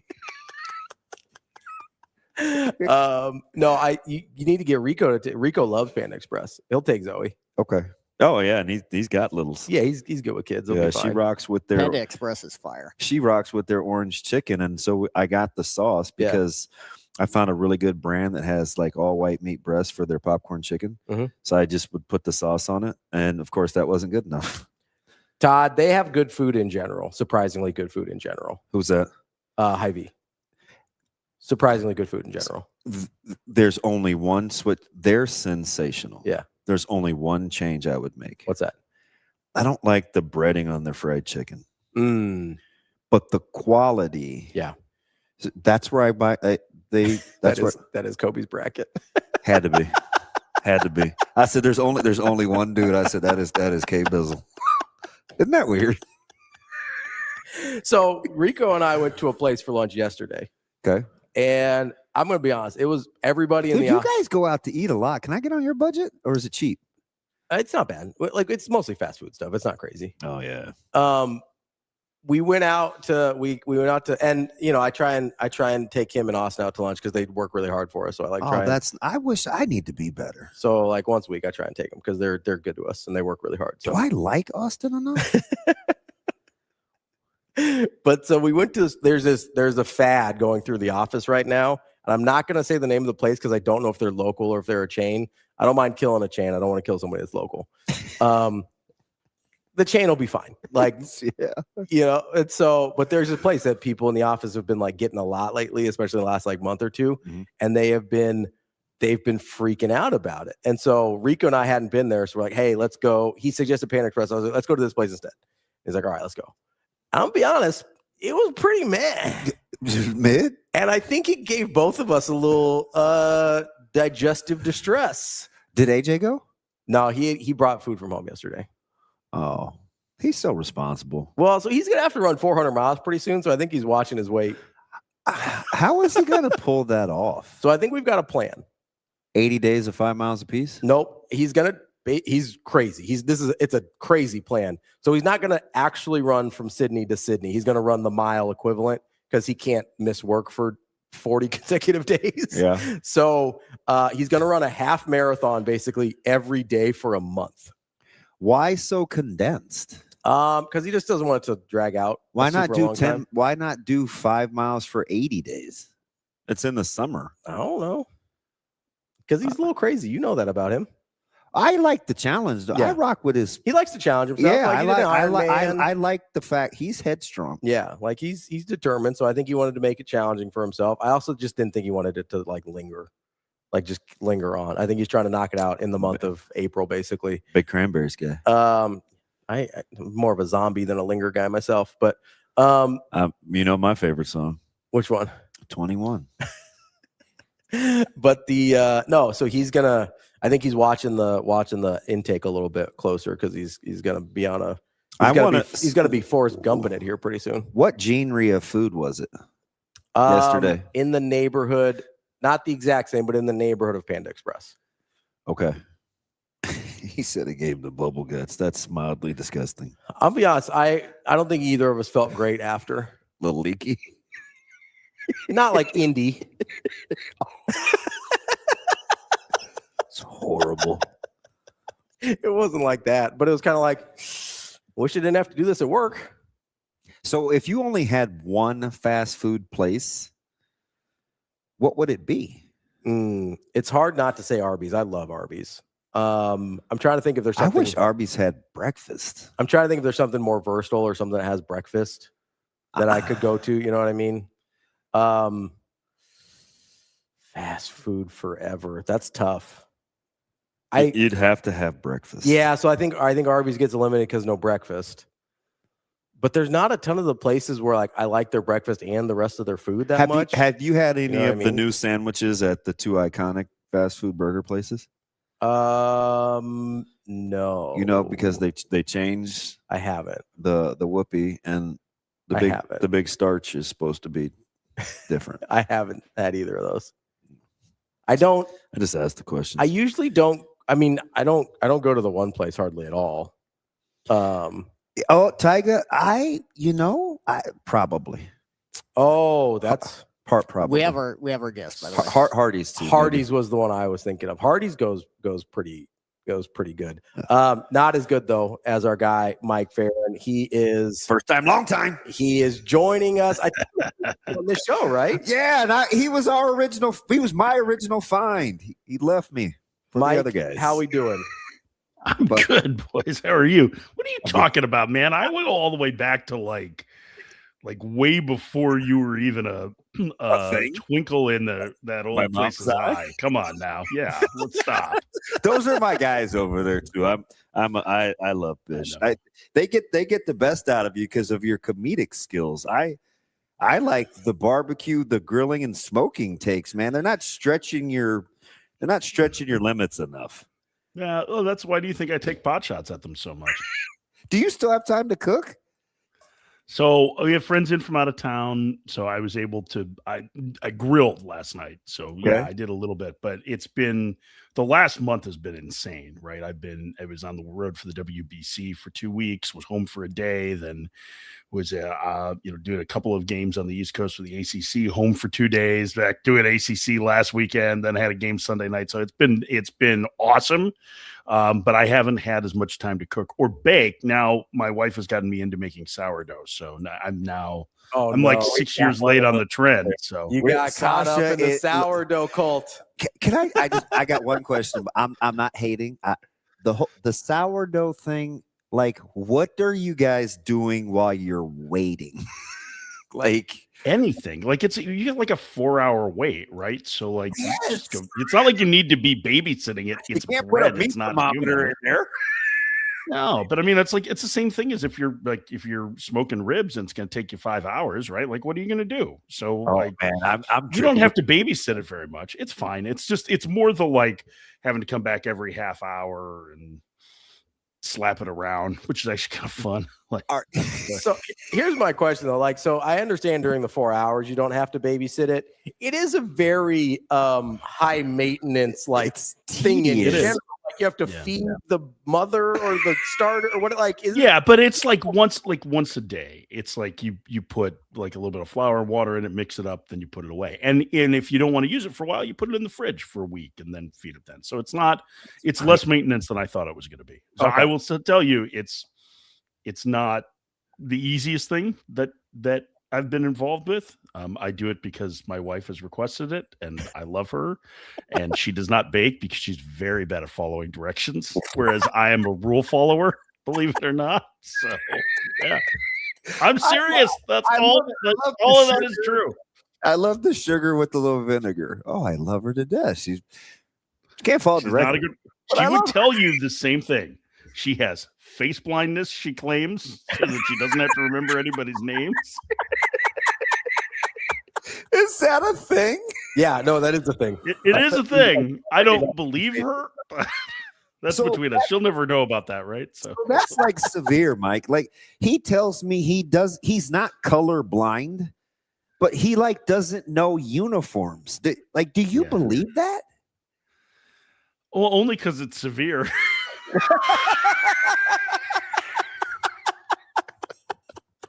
My favorite Michael Severe of all time, and Michael, I hope you're listening. I love you, miss you, buddy.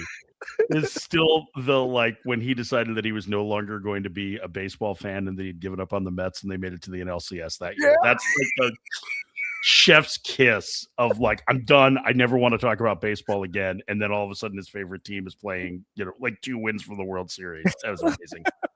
Speaking of which, you got to come back from the WBC, and it was what it was. What was your level of shock seeing Skeens in that opener? I mean, I don't think I'm shocked by anything that Skeens does. Like give up 5 and oh, you mean on opening day this year? Yeah. I mean, that was surprising, but also his center fielder misplayed 2 balls that led to that being an issue. So, I don't think that they're that doesn't happen to him, right? The shortest outing of his big league career, 2/3 of an inning. You expect Skeens to be dominant, but when your center fielder breaks in on a ball over his head and it costs you 2 runs, and then he drops, loses another fly ball in the sun for a double, there's only so much you can do. And at 37 pitches, it seemed right to clip him there because that was a really taxing inning. But I have a feeling he's going to be okay. I'm not worried about Paul Skeens, right? I'm more worried about the defense behind him, but I think he'll be all right. But you're right. That was one of the more stunning outcomes on opening day, just in that, you expect him to throw up, 6 innings of 1-run ball. And it didn't even feel like, maybe outside of the Beatty triple, that he got hit all that hard. And it reminded me of, I don't know if you guys remember this last year, that when Jacob Mizorowski made his debut for the Brewers, right? Everybody was excited. And one of his first starts was his second or third was against the Pirates, was against Skeens. And Skeens got knocked out of the box early, but he got nickeled and dimed to death, right? Yep. It was the Brewers put up a 4-spot on him. And I think 1 ball left the infield, right? Yep. Yeah. I remember that. So it happens occasionally, but it's not I would not count on him having another that looks like that this year. Let me ask you something real quick before we get into the nitty gritties. And this is on the heels of what the Yankees were able to pull off with ABS. And how quickly, or do you think we will see umpires have to change the strike zone, knowing that you get all these challenges? Mm-hmm. It's got to be maddening in such a free-flowing, fluid, second-to-second thing. So what I would tell you is that the strike zone, if you look at the way that it has evolved as umpires have been graded, more strictly on it, actually looks pretty close to the rule book strike zone now. Like you start to see heat maps and it goes from, I remember, when we were kids, right, it was always like more east-west, right, and felt like it was shorter at the top. And so what's happened is that they've gotten the east-west more under control, and the strike zone is filled up to the top and bottom. So it's really not too bad. And if you think about it, so like, listen, CB Buckner is not one of the better home plate umpires, right? He was the one who got, he's just not good behind the plate, right? And he had the 6 overturns on 8 challenges.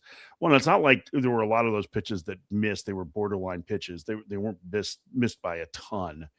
So that's one of the things. And the other is like, still, if he misses 8 calls over the course of, 200 some odd pitches thrown, like it's still like a 92% success rate. So the guys that grade out worst are still better than the ones who were maybe not the very best, but the middle of the pack, say 10 years ago. So umpiring has gotten much better. Home plate umpiring has gotten much better as they've done a better job of judging this. The other thing is that the younger umpires tend to be more accurate calling balls and strikes. There's been some studies on that, and it totally makes sense, right? As we get older, our eyesight starts to go like 1 minute you think everything is fine, and the next minute you're being fitted for progressive lenses. Not that I have any experience with that or anything, but so readers. We're in the same book. No, it's different. I can't find my cheaters without my progressives. Yeah. Mike, as we get into kind of we're only a few games into the season, so I still feel like we can kind of do a little preview here. As we get into the teams that made major moves over the off season, which ones did you feel like were sort of just making moves to make moves, and which ones do you feel like actually got better and gave themselves an opportunity to take that next step? Yeah, I think the Dodgers, and I know Damon was very concerned about this, are probably going to be pretty good again. I was super concerned. Listen, I think Baltimore got better. I think that they got a lot better. I think Toronto certainly fortified their roster.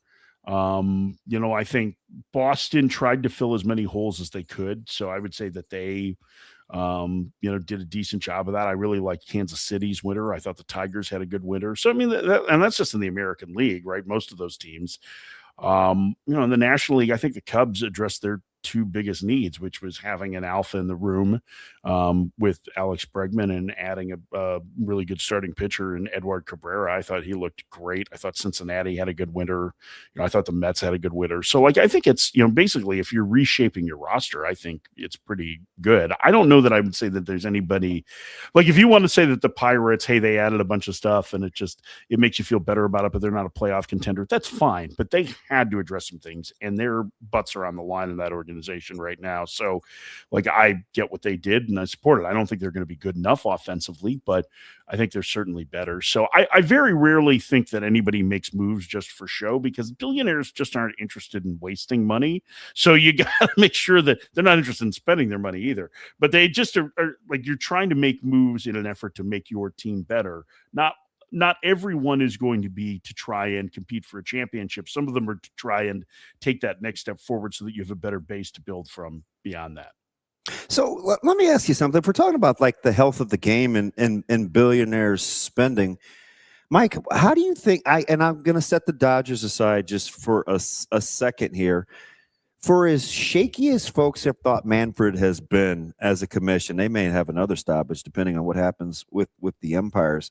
How have they managed to shake up kind of who's playing for World Series championships so much in a sport that seems from the outside looking in that it's dominated by finances? Yeah, I think there's a couple of different things at play here. I think the reason why it has been so disparate is part of it is the nature of baseball. So there was a study done about 10 years ago now, and one of the guys who did it is actually the head of analytics for the NFL. But they looked at what it would be like in the other sports, in the NFL, NHL, and Major League Baseball, what it would be like to have the favorites win 80% of the series, which is what happens in the NBA, right? So that's the favorite wins 80% of postseason series. In the NFL, it was every playoff round would need to be like a best of 13 or 15. I think it was a best of 41 for each playoff round in the NHL. In baseball, it would have to be a best of 75 for every series, right? To get the favorites to win 80% of the time. So part of it is just the nature of baseball, right? That it's just a tougher sport, that the margins aren't that different. If you think about it, the difference between a 72 win and a 90 win team is 2 wins a month, right? Or 78 win team and a 90 win team is 2 wins a month.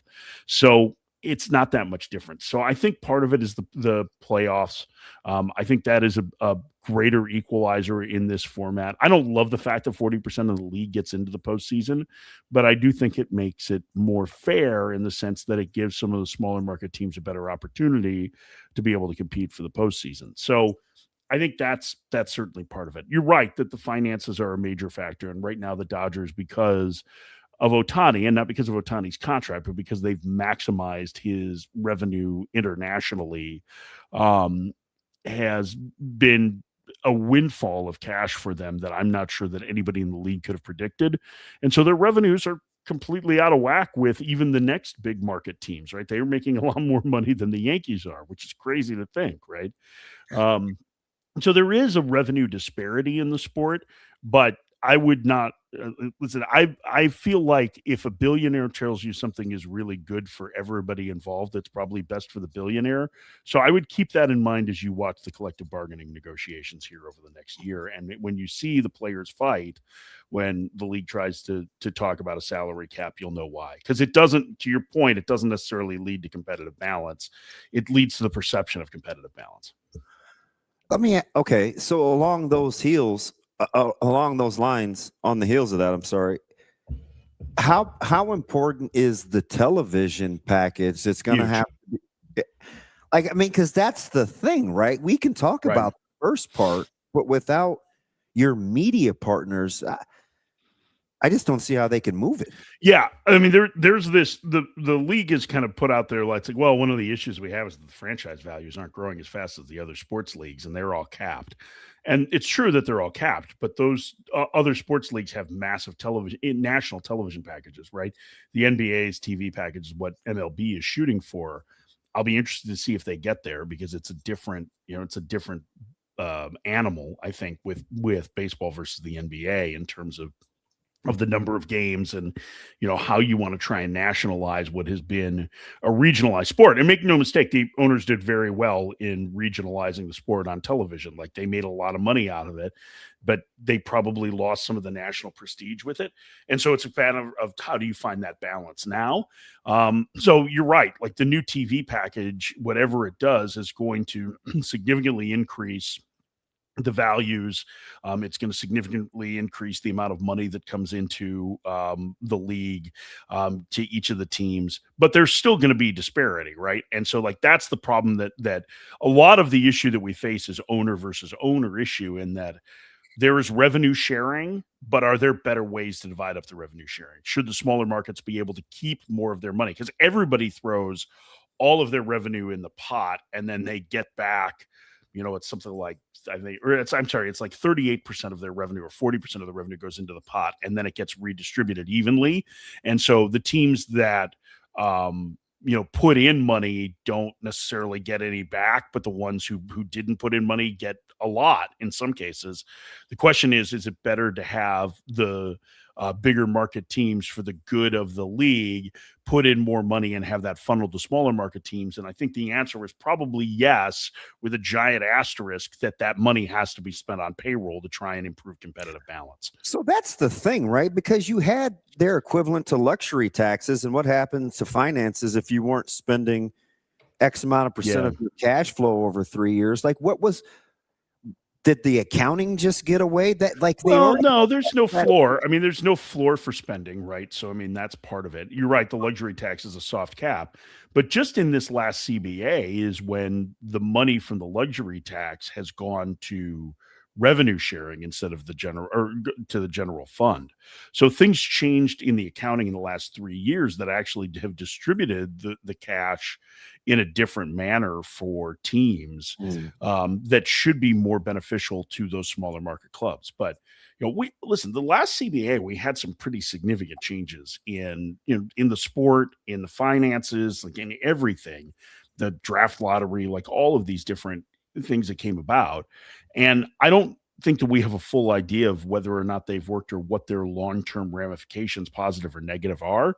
So it's very difficult for me to see them like changing the entire system again, just based on the fact that we have incomplete data on this. I mean, I don't think that that's necessarily smart, but at the same time, like, I understand that the owners are trying to save as much money as possible, and a capped league gives them a chance to do that. Just the players aren't going to agree to it.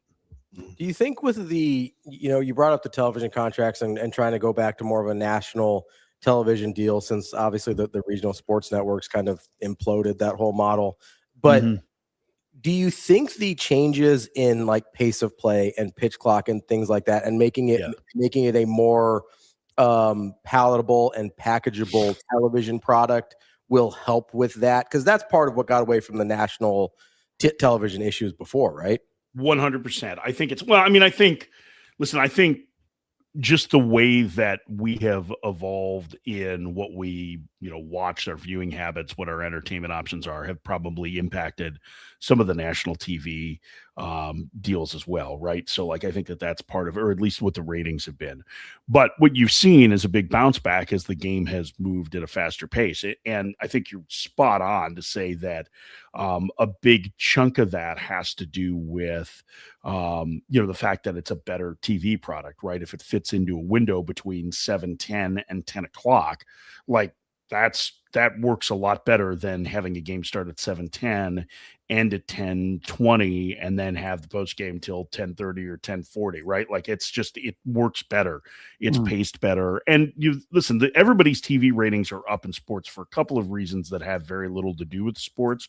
One is the way that Nielsen has started accounting for like multiple parties viewing. So, like, they have taken a different tack to how they calculate their ratings. So if people are watching in a sports bar, right, and it theoretically more accurately accounts for that. So there's been like a 5% boost. And also, like, the only thing that people are watching live on television anymore is sports. Like, it's sports and disaster coverage. And for the most part, we can't necessarily predict when there's going to be a disaster, although it feels like there's one every day. So like, I think it's easier to sell sports on that when you know where the time is, right? So I think all of those things are absolutely going to be factors in this. And listen, baseball's having a little bit of a resurgence in terms of popularity. I think they've outpaced that 5% that they're kind of gifted by Nielsen in there.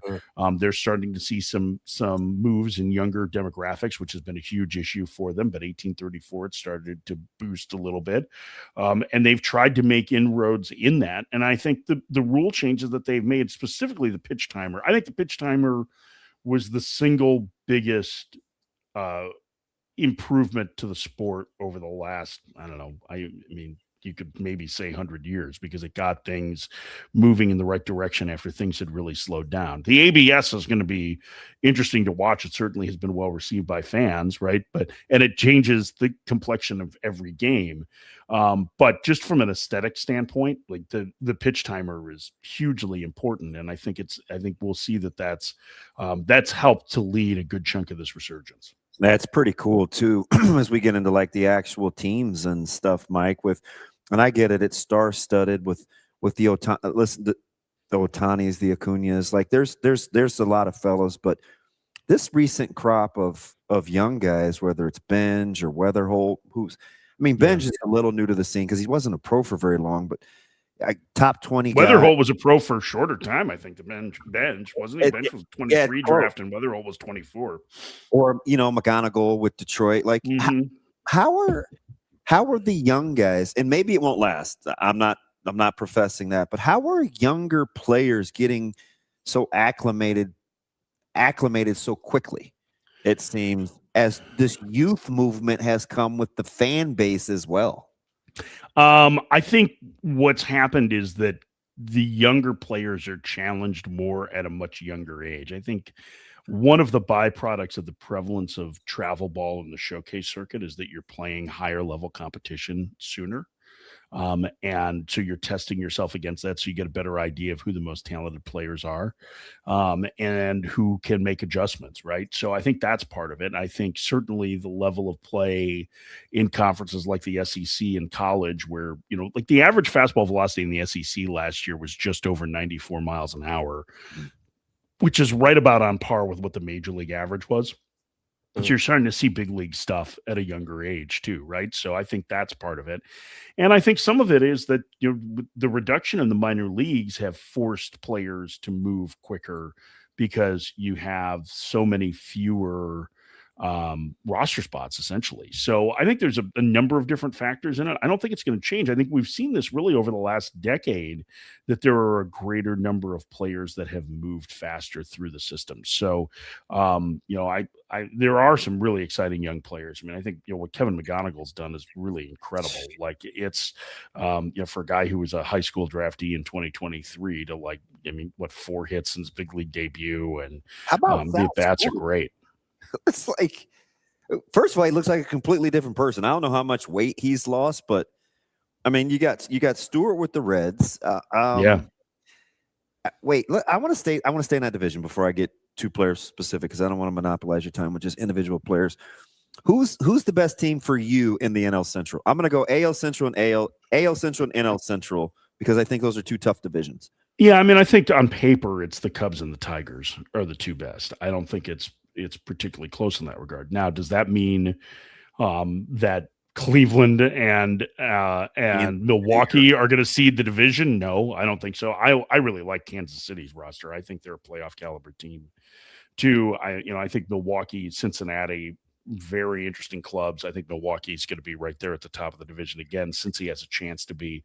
Pittsburgh, if they get any offense at all, has a chance to be. Their pitching is really, really good. Mm-hmm. I think they're tighter divisions, but I think on paper, just like if you're to just evaluate the talent and the number of, top line players or better than average players on the roster, I think the Cubs and the Tigers are the best. Who is there a division that is better than the AL East? And if not, who's the closest? I think the AL East is probably the deepest again. The National League West had a pretty good case for a while. Pretty good. Mm-hmm. Yeah, I'm not sure that I've got some concerns about both San Diego and San Francisco. I think there's some concerns with the Diamondbacks' pen too. I mean, their pen is, last night they had an 8-0 lead. They gave up a 6 spot in the 7th, right? That's been kind of the issue with Arizona over the last 5 years, is that they just have not had a consistently good bullpen. But I think that's a decent team. So I would say probably that. The AL West is kind of interesting too, because Seattle is the best team on paper in the division, but I don't know that they're leaps and bounds better than Houston and Texas are. And the A's, if they get any pitching whatsoever, their offense is pretty good. So I would say it's the AL East, but those are a couple of the spots that I would look after that. But the tops of the Centrals should be pretty competitive. The NL East is the one that I feel like might be a little bit overcooked. The Phillies are getting older, and that's a concern for me. Yep. I bought into the Mets changes this year and what they did. I like the roster that they've built, but I don't think it's any guarantee that it gets them back to the postseason. You brought up a team that's interesting, and believe me, I cheer for their demise. There's across sports franchises, they're top. They're right there with the Cowboys. They're right there with the San Francisco Giants. They're right there with the Boston Celtics, of teams that the Ravens. Mm-hmm. San Diego has to be concerned, don't they? They went all in the last 4 years, huge payroll, star-studded acquisition. They may be worse this year than any of the aforementioned 4. Oh, no, they'll be better than the Giants. The Giants aren't very good. No. I meant the 4 years that they've invested since post-COVID with putting their roster together. Yeah, I mean, I don't think they're quite as deep on the mound, but they still have star level players that are in their prime. Tatis, Machado is like post prime, but still really good. Jackson Merrill is a great player. They're still a lot of talent on that roster. I don't think it's a fait accompli that they're out of the mix. I just think that there's a few more questions with them. They also have the best bullpen in baseball, and I don't think it's particularly close. So, they're running guys out like nobody knows who David Morgan is. If you watch David Morgan pitch, that guy's disgusting. Like, it's really, really good. And that was like an undrafted free agent, right? Is he buying time until like Adams and Matt Sweet and a couple of those guys get back, or you think he's going to be in the rotation? Oh, Morgan's in the bullpen. Like, he's one of their key bullpen guys. Yeah. Like, he's, I mean, he's going to pitch in like the 6th and 7th inning, but like when they get Jason Adam back, they add him to Adrian Morahone and Jeremiah Estrada and Mason Miller is the best reliever on the planet. Right. So, I know they're going to have to win some games because of their bullpen, because I don't think their starting pitching is all that deep, but, they're still like, you don't want to face that lineup. And I would say that, yes, that hasn't paid off in a World Series championship, but they're drawing more than 3 million fans.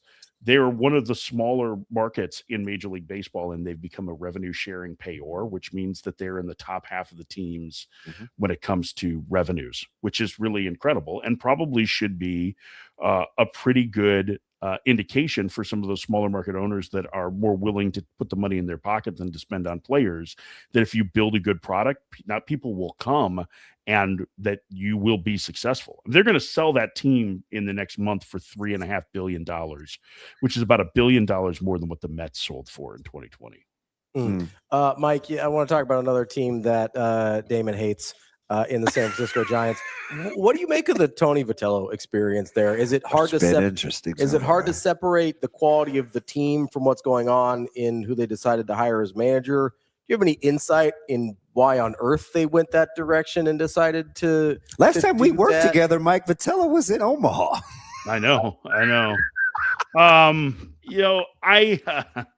So I thought it was really interesting. It's funny. So I was doing the wild card series in Cleveland last year with Kyle Peterson, and obviously KP is tied into college baseball, and the rumors started to go that they might be interested in Tony, and we started talking about it, and I was like, man, like that's really interesting. And he said, I think he'd be great at it. And I think there was a couple things. Like, I think Tony knows the baseball stuff, right? Like he is really good at the baseball thing. His great power at Tennessee was as a recruiter. I mean, he could sell water to a drowning man, right? Like, he's incredible in that regard. And that kind of gets lost a little bit as the manager, right? And not the general manager, that you're not selling on the vision. But there are a lot of compelling things about him, and he is a magnetic personality. In that role, your words are parsed in a manner that they aren't as a college coach, right? Like, there's a big difference in terms of the market in San Francisco versus the market in Knoxville, right? And so everything that he says is going to be under a microscope. And one of Tony's qualities is that he has a tendency to have these long stream of consciousness rambles. And I think that's kind of what's gotten people on edge about him to this point. And that was my curiosity, was to see how that would go. I don't know how it's going to go for him there. I think his players will enjoy him. I think most people enjoy Tony. I think he will probably be fine on the X's and O's part of the game, but there's a lot to being a big league manager that doesn't have anything to do with bullpen decisions or how you set a lineup. That is different than when you're the college coach that runs the entire program. He also has a boss to answer to, right? So I'm curious to see how it goes, but so far, listen, I don't know that it's been necessarily glowing reviews, but it's not his fault that they've built an offense that scored 4 runs in 4 games, right? Like, that's not on him. That's on the personnel that's there. Such a big personality for a buttoned up front office too. Like, that's going to be interesting with Pose. He seems like, a little different than Buster, right? Personality wise. Yeah. It's a weird move for Buster. All right. Last one. It's a quickie. Who's playing in the World Series? I have no idea, man. Ask me in October. Still got 6 months to go. Okay. I picked Seattle and Milwaukee because I want the battle for the Seattle Pilots rights. Listen, if you're right about Milwaukee, that front office, how are they not bad every year after what they give away in the offseason? All they do is win. It's incredible. Yeah, 7 of the last 8 postseasons. People like to talk about Milwaukee as being the Rays of the National League. I think the Rays are the Brewers of the American League. Like, they've done an incredible job there. Every year, it's not going to be the year, and every year they're there. I mean, they won more games than any team in baseball last year, right? Like, they were in the National League Championship Series. That's a hell of a year. And remember, what if they could have afforded that staff that got away from them 3 years ago? Like, It's incredible. I mean, maybe, but like also they traded some of those guys to be able to add the talent that allows them to continue to be relevant. And listen, like the Cooper Pratt extension is really interesting. That guy's got a chance to be a pretty good player. Like the fact that they've signed him up with 6 games, not even 6 games in AAA. That's pretty interesting. To start the clock too. Yeah. Good call. All right, Mike. Appreciate it. Yeah, no problem. Great to see you guys. Thanks, buddy. That is Mike Ferrin from MLB Network Radio. You can also find him on Sirius XM College. He's terrific. When are the Brewers going to be bad? I didn't get a chance. I was going to throw our St. Louis contingency a bone and talk about Weatherholt, but nah, you ain't talk about St. Louis. They got there's a lot of good rookies.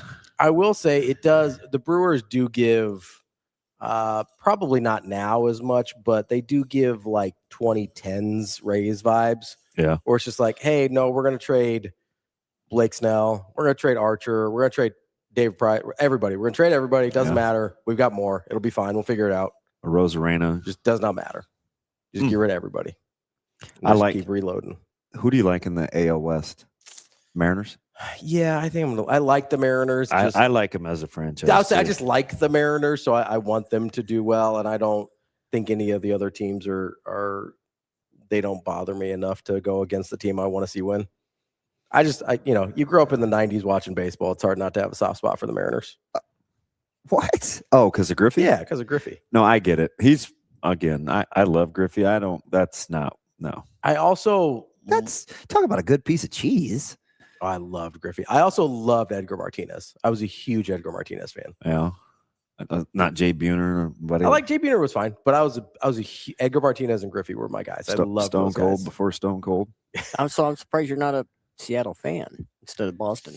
No, I mean I liked Griffey growing up, but I don't know. What drew you to Boston? Pedro.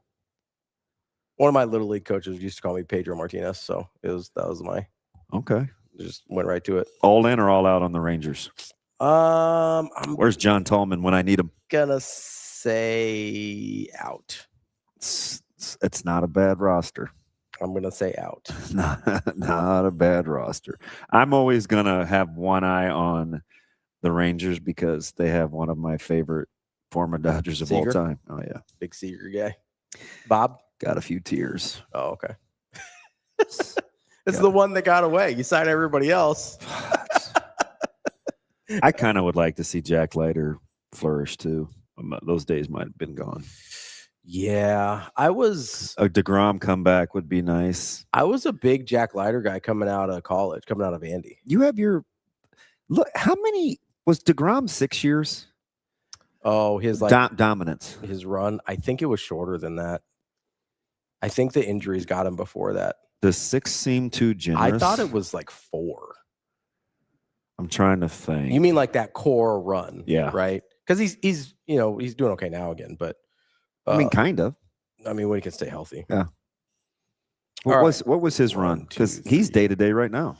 So all right. So he went. I mean, I would call it 4.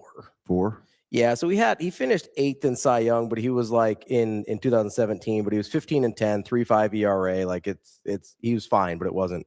Then that next year, back-to-back Cy Youngs. He went 1.7 in ERA, 2.43 the next year. His WHIP was under 1 both of those What's years. his career WHIP? It is because he's what, 11 years? He's this is year 12. Okay. He is pretty good, DB. Under 1. He's 9.86 career WHIP. So I would say he had those 2 back-to-back Cy Young years, and he finished 3rd the next year. But he only pitched 12. It's not even 4. Yeah, Kobe, unfortunately. Oh no, 2020 was the shortened year, so I'll count that one. So 5.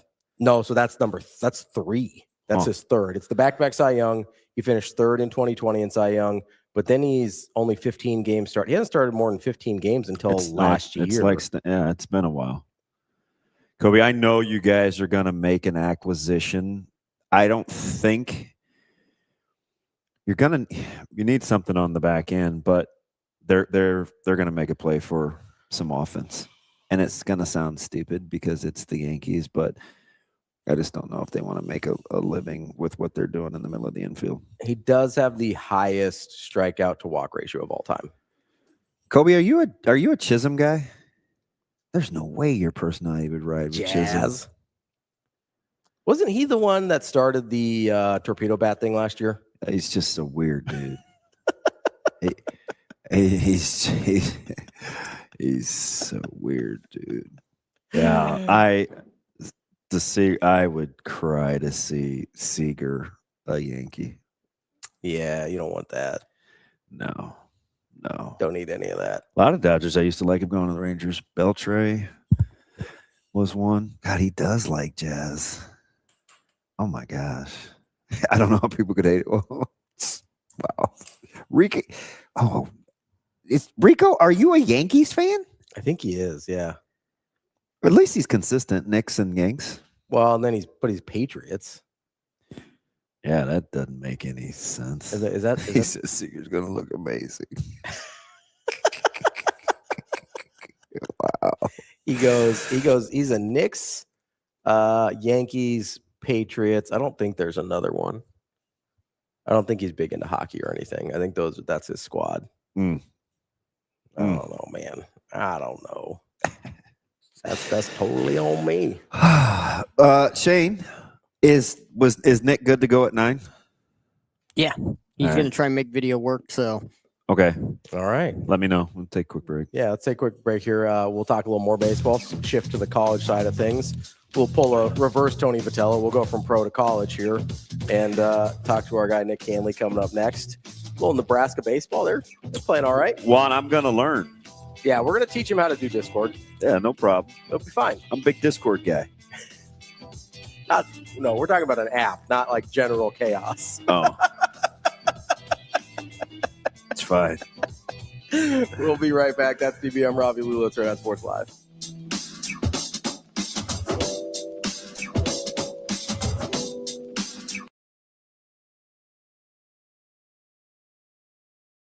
March into savings at Edwards Chevrolet. Lease the 2026 Chevrolet Silverado RST starting at just $489 a month with zero down and first payment due at signing. This is what March savings looks like.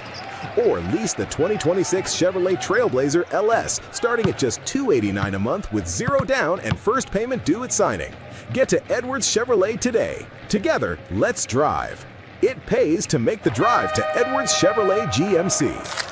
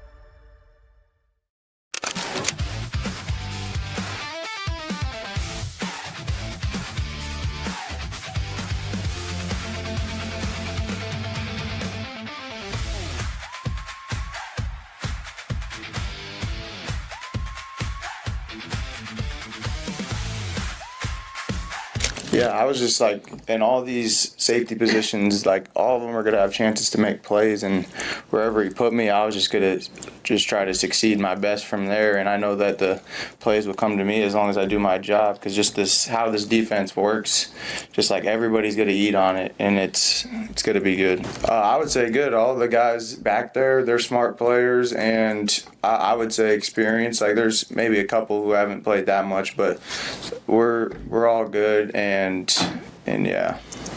I'd say the passing game went well, and we just needed to keep working on stopping the run. Like we had a good passing game last year, I would say, but we have to stop the run. So.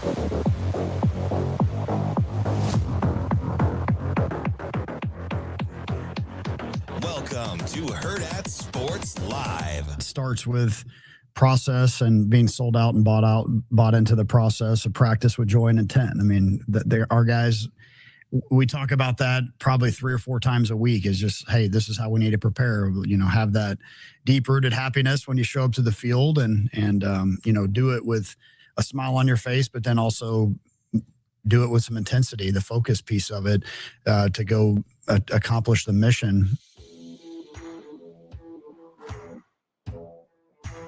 Welcome back, Hurrdat Sports Live. That's DBM Ravi Lulla here at Hurrdat Sports HQ, reminding you, make sure you sign up for our VIP club on Patreon. It's $5 a month. You'll get game breakdowns, you'll get access to the Discord, and you will get an opportunity for meetups with DB and myself as well. Make sure you go check that out. It's Hurrdat Sports Live VIP on Patreon. We'll send out a link today from our Twitter accounts also, and maybe I'll be nice and drop one in the chat for you today as well. Make sure you sign up. Ravi, the nice guy, were you turning over a new leaf? I'm always nice. That's unequivocally not true. I don't know that that's the case. I think I'm nice to you most of the time. You're all right.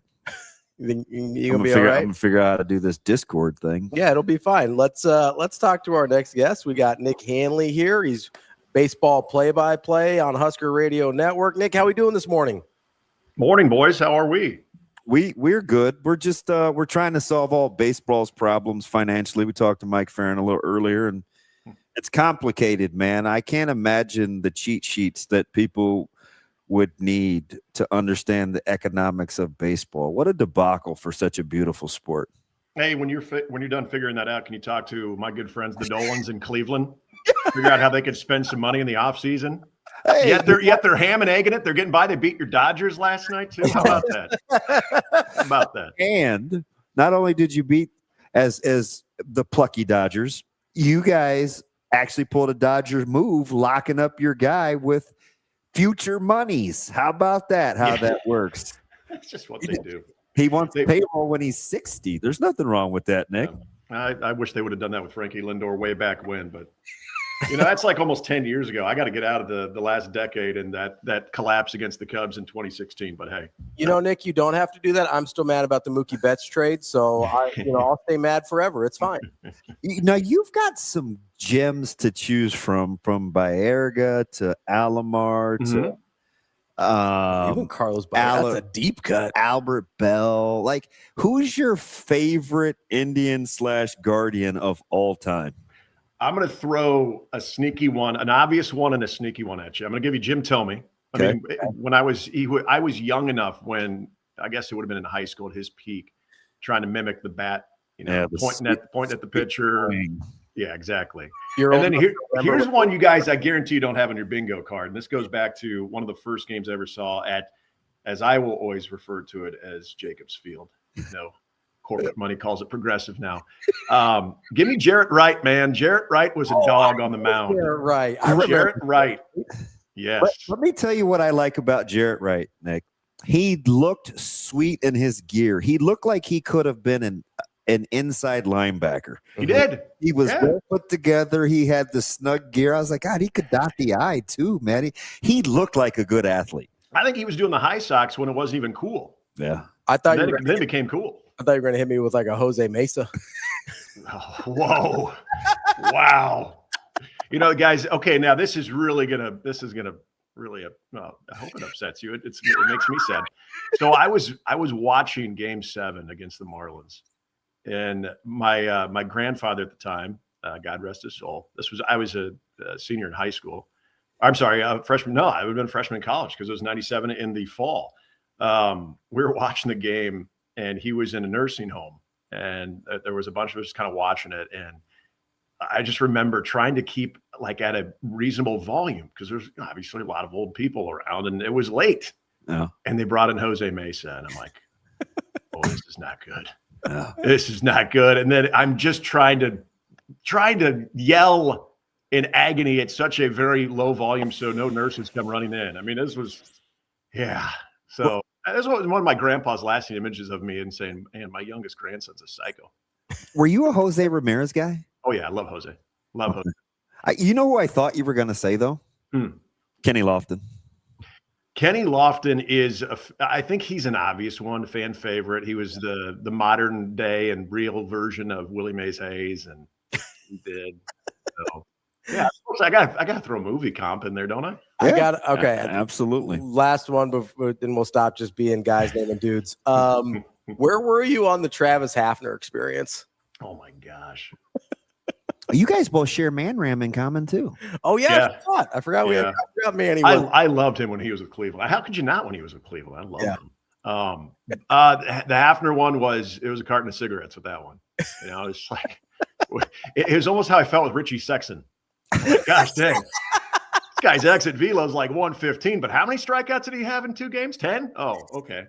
But if he got a hold of one, that's kind of like Hafner. Hafner was like a mini Sexton.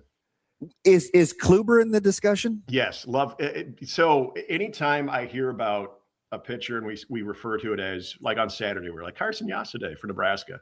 I always remember the first time I ever referred to it. It'd always be Schaefer and I would always say, it's Corey Klubat day. We just send a text to each other. Corey Klubat day. He was a bulldog. And, you know, I think to this day, I think Kluber's ERA for his career is like 3.1. Yeah. He's a sub 35. There's no question. And he would give up the most. He would give up such well, first of all, it'd be the highest of highs and sometimes the lowest of lows. And he got beat up a little bit in some of those Cubs victories in 2016, but there was no emotion. But then he could strike out 12, get out of a bases loaded jam to keep Cleveland in the lead, and there was no emotion. He was a robot. He was Klubat. What's his career? 3.44. Technically speaking, we also share Corey Kluber, but we got the 7 ERA version. Yeah, you got that Kluber. You can have that Kluber. All right, I like my emotionless Kluber and good numbers with him. Mm-hmm. Speaking of emotion, you can get it on the Husker Radio Network tonight. Nebraska coming to the Chuck. It's 6:00. I think the chill will hold, although it'll feel pretty cold, man. How ready for you are you with putting that midweek streak on the line?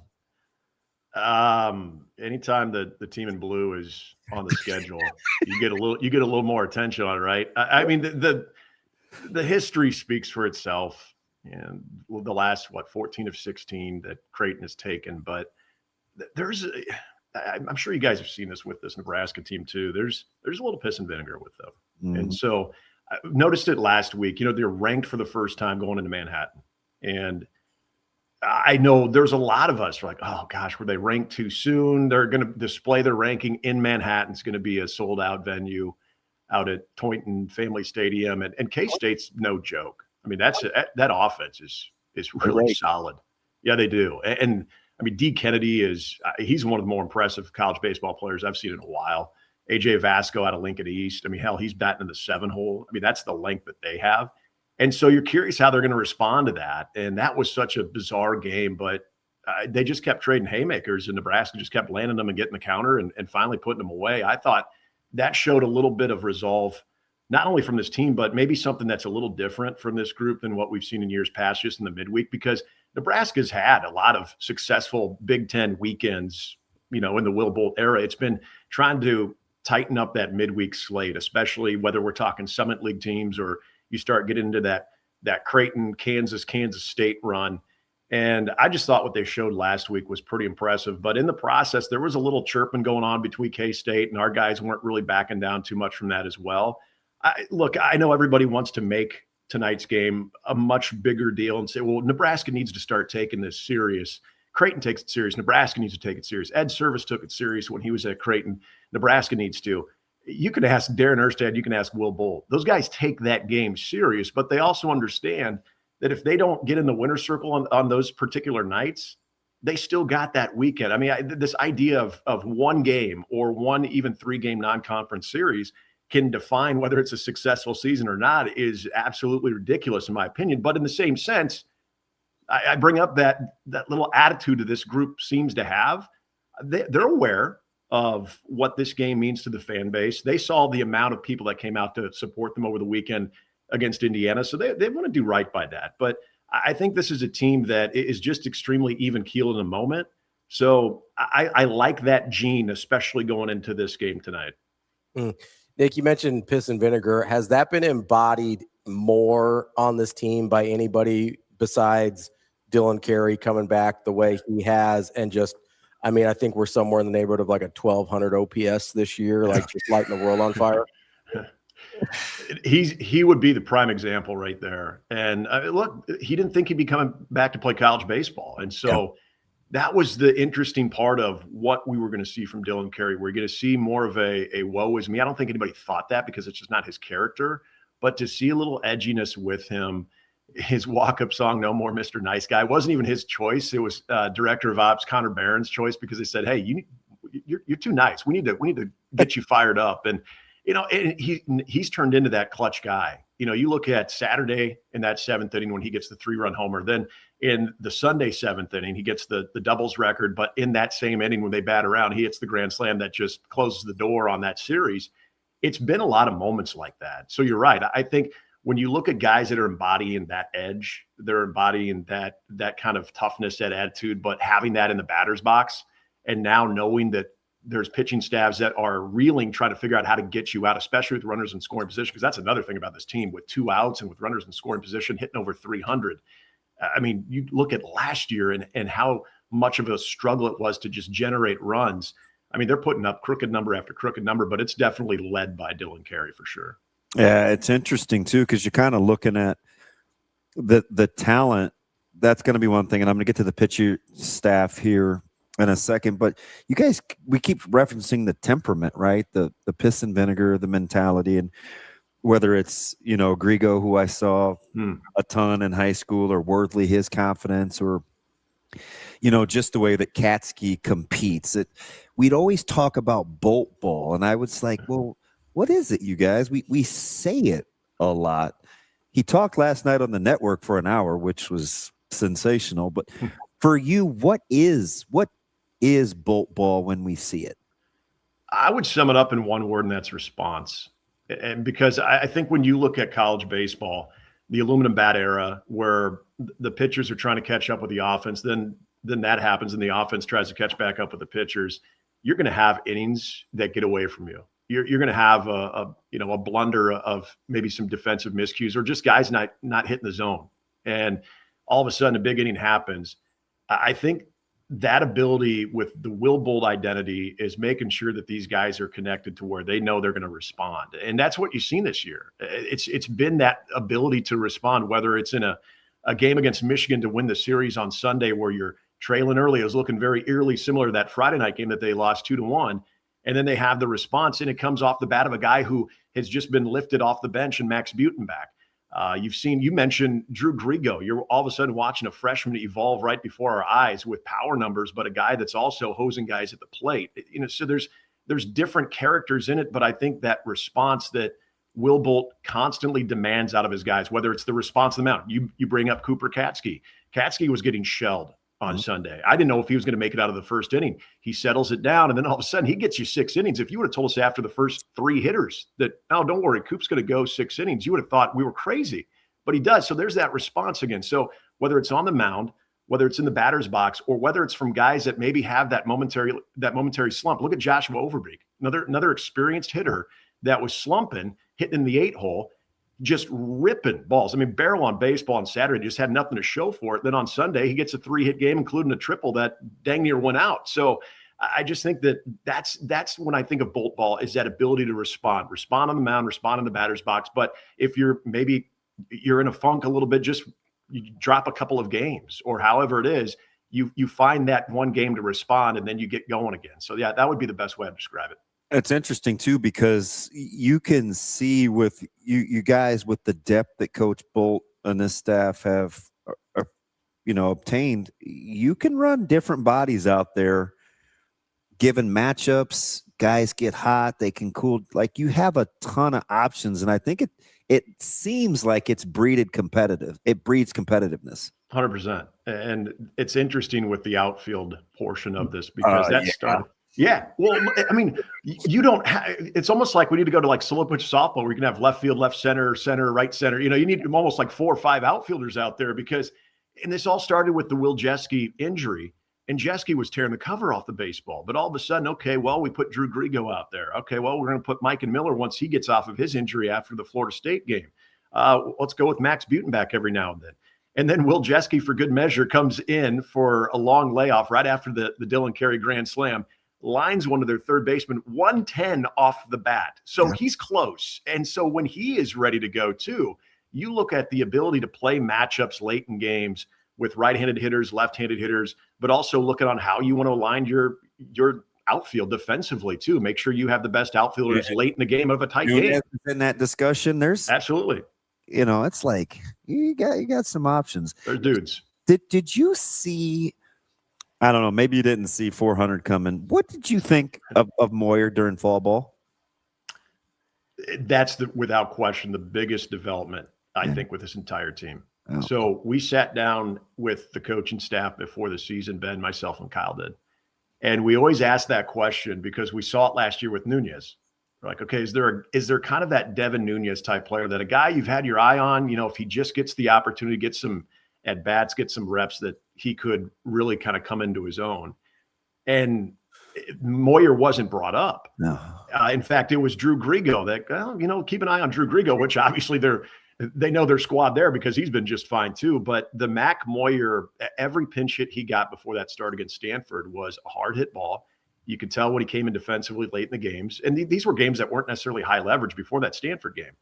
But you could see, all right, he earned a spot. They liked his ability to get on base and the swings he was taking. And he really had impressed this coaching staff. I remember they said one thing about Moyer. They felt he could collectively be their best defensive outfielder. And he's been a very good outfielder. But the 400, the OBP of what he's doing as well, the success rate when he leads an inning off by getting on base for this offense, it's absolutely monumental for what this offense can accomplish per frame. So I don't think any of us saw this coming. To answer your question in a very long-winded way, I didn't see it. I don't even, if you pin Will Bolt down, I don't know if he'd say, yeah, I saw this. I think he said, we like him as a ball player, but I don't know who could have seen this coming.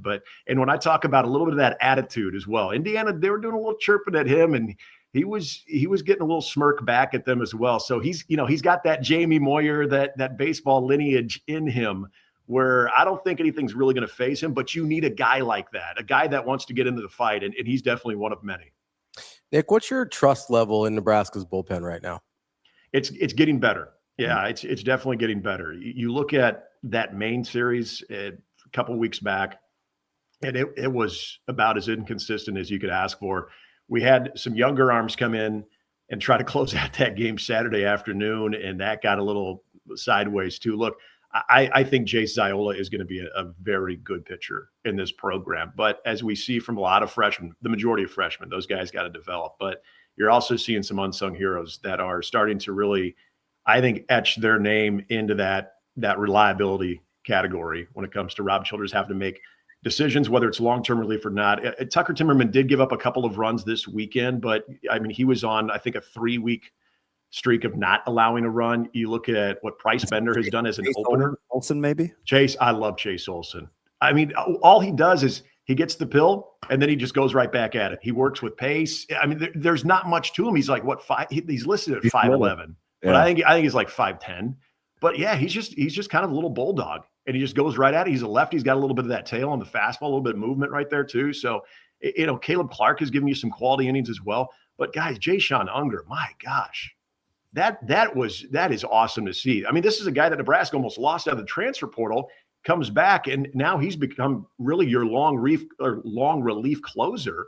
I mean, he's got a 4-1 record. He's also got 3 saves, but he's come in some of the most dire circumstances, and he's been able to, for the most part, get Nebraska out of a lot of those jams too. So it's getting better. I think the week that Nebraska had after the main series, when they had the bullpen against Wichita State, they did not allow a run. They retired 16 straight in that second game against Wichita State with really a multitude of arms. And then they were really good against Michigan as well that last weekend. This weekend, I think they were fine. You had a couple of moments where they were out of the strike zone, allowed Indiana to maybe generate a little bit of traffic and get that hit and kind of make things a little bit more tight. But again, I think it's trending in the right direction right now. What do you want to see? What's next, do you think, for Kevin, as he's kind of still trying to figure out, the differences between last year in the SEC and here this year? Is it location for you? Is it a little bit of his velo? What is it for you? I don't worry about his velo. I think you hit the nail on the head with the location. And that's, as we talk about any guy that is going to come in those high leverage moments as your closer, it's all about strike one and strike two. What do you have that count leverage in the first three pitches you throw? Are you 1-2 or are you 2-1? That's a huge difference. And so for Kevin Monell, it's being able to have that 1-2 as opposed to a 2-1. Because I think when he gets behind in the count, all of a sudden he starts pressing a little bit. There's a little bit of that really trying to nibble, and that's where you bring up the velocity. That's where you're thinking, oh gosh, they're on swing at 2-1 or even 3-1. I got to really be careful because that 91, 92 mile an hour fastball, even though it has movement and he's closed off, and so it does make it tough to pick up. That can get in your head a little bit. And he's seen enough college baseball where I don't think you worry necessarily about the overall fear factor of those situations. But I think there's just that strong emphasis of those first three pitches. Can you get those guys on swing early on?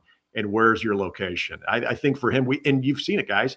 You've seen some innings where he's looked, okay, this is exactly what they were hoping for. And then there's other innings like, okay, this may not be the most reliable thing right now. You can't live that way of walking the first two guys and then hoping that you can get weak contact with a fly out or be able to get a guy to roll over and get the double play. Like trying to limit the opportunities for guys and limit the base runners has got to be key.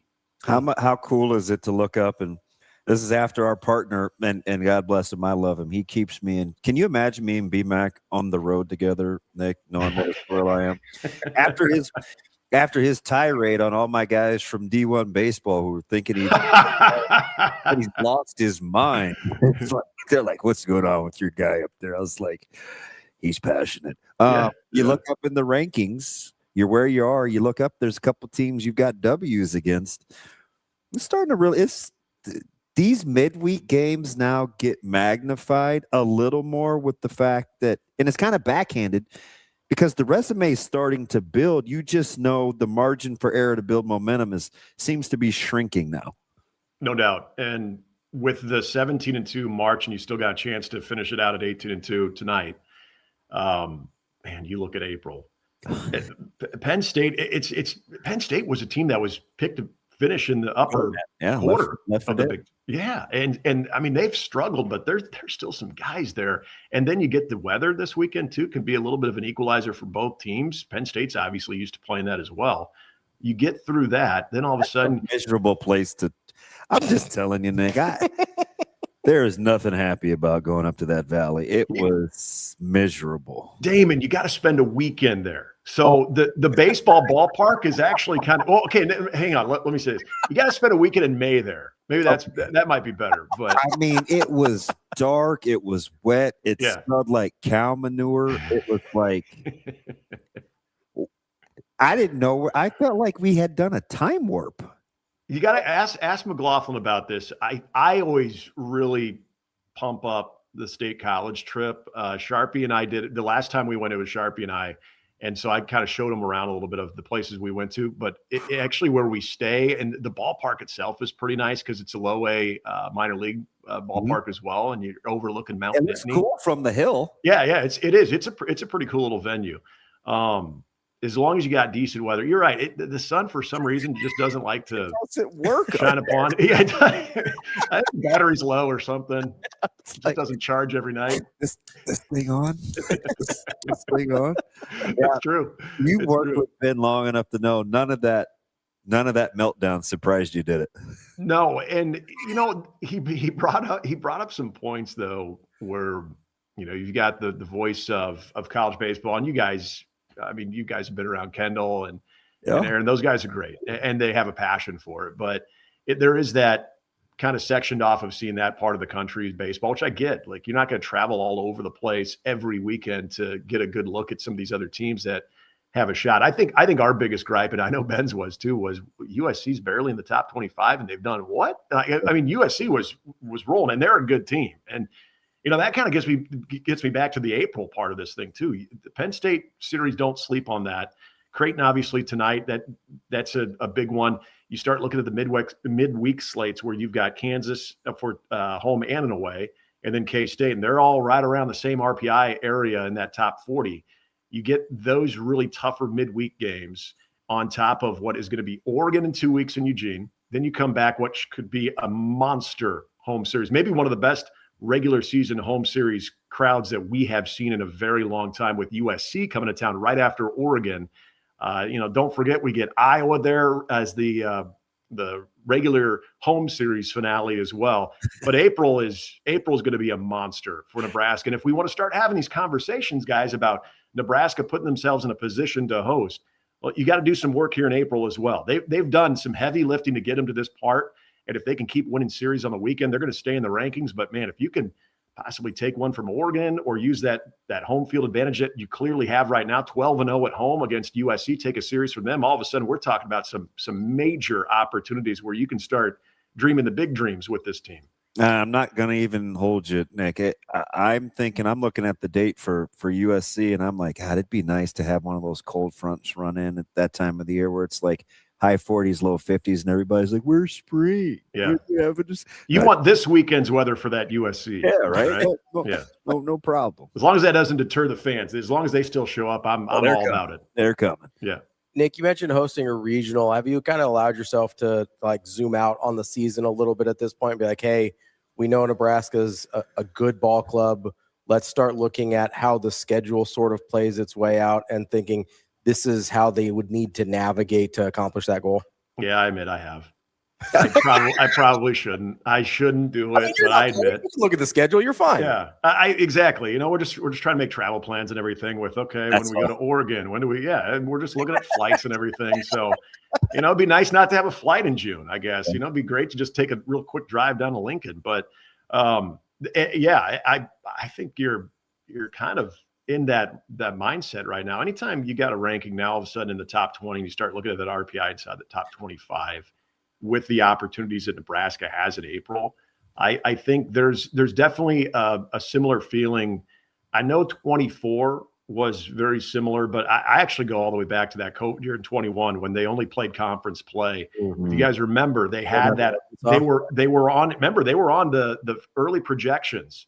It was spring game weekend. They had Rutgers at home, and they were one of the last teams listed as a host. And we're like, oh my gosh, this is awesome. And then Rutgers swept Nebraska. Brooms. Yeah. So as much as you can put yourself in that mindset, I've definitely looked at the schedule and I've definitely laid out my scenario of like, if they do this, they do this, they do this, there they are. But I try not to allow myself to go too far with it, because I was there in 21 when we were getting into that Rutgers weekend. Man, if we just take 2 of 3 from Rutgers, not even have to sweep them, take 2 of 3, we're sitting on solid ground and possibly hosting. And then that happened. All right, last one for me, just because you guys have the insight, because I, as a baseball nerd, and I love the network. A couple of weeks ago, you guys were talking about block, and Vila was down a little bit. We did the reset with the rotation with Katsky on the weekend. What are you expecting going forward, at least these next couple of outings for Gavin? I think they're watchful of it. I don't think there's anything structurally that they're overly concerned about when it does come to Gavin. But remember, guys, this was the plan the entire way, was to have Cooper Katsky as your Sunday guy. He had that illness going into Arizona, so that delayed his ability to get in the rotation. So they moved Gavin up.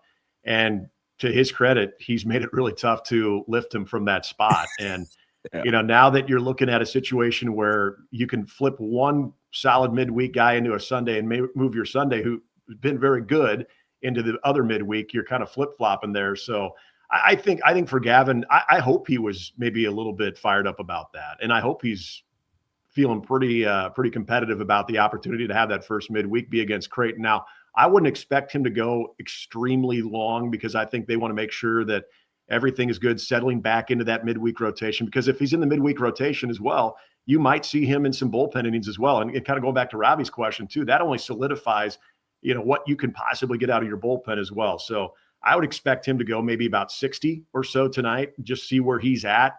And then I think from that standpoint, I think you're going to start firing off the bullets. You're going to have Jay Sean, who's going to be ready to go. You're going to have Caleb Clark, who can play the matchup, Clevenger, who can play the matchup, Chase Olson, all those guys are going to be ready to go, just having that one midweek game. So yeah, I think you're going to see a determined, probably pretty fired up. Gavin Blackowitz, I don't think he looks at it as a demotion, but as Rob Childress does, as good as anybody, I think he finds a very good way to challenge these guys and get the best out of them. And I think that's what we're hoping for out of Gavin tonight.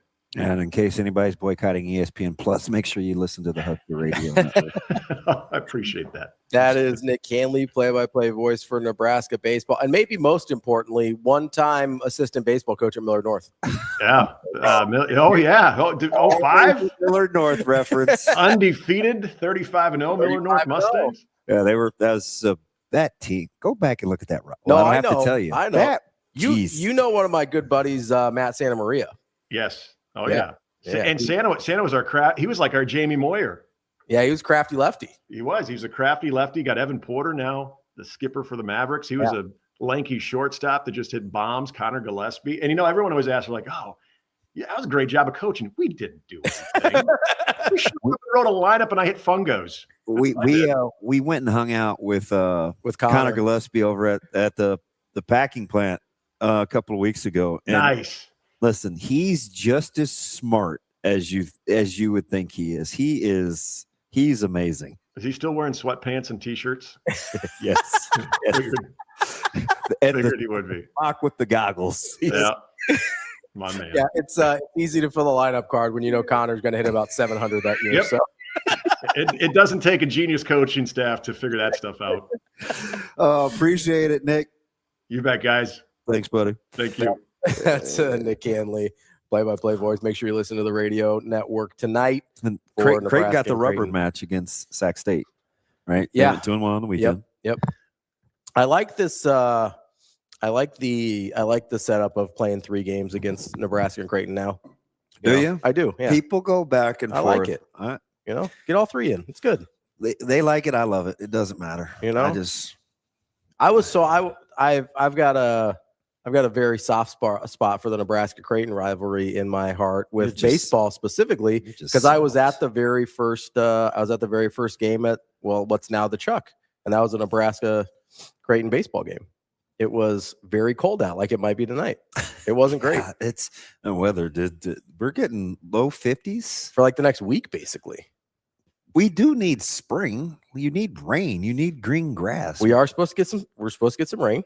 Balance, man. We've got fires. We're supposed to get some rain. Hopefully it helps out our Western Nebraska friends a little bit. Cold doesn't help. I'm in Nebraska. Cold doesn't help the grass, though. Rain does. Zip it. We've got horticulturist Marty. Yeah. Shane over here. Yeah, Creighton's got it's on ESPN Plus tonight at 6, and I think they've got the series at UConn. Yeah. They're split too because they play Thursday night, right? Rutgers, Crown. Ooh, yes, they play. Yeah, it's the 2nd, so that is that's Thursday. I got to do my math right here. Math ain't mathing. Math ain't 31 plus 2 is somehow 2. That's how it works. What do you mean?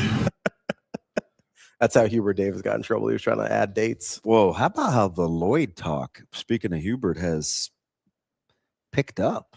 Yeah. I mean, that's the right move.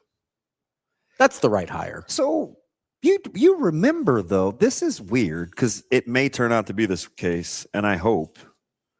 But in the group chat when Hubert got fired, I literally said, when Matt brought up Lloyd, I go, you think he'd leave Arizona? Like this was was like your immediate was you think he'd leave Arizona. Right. Yeah. And I was like, and I immediately said, and Matt goes, yes.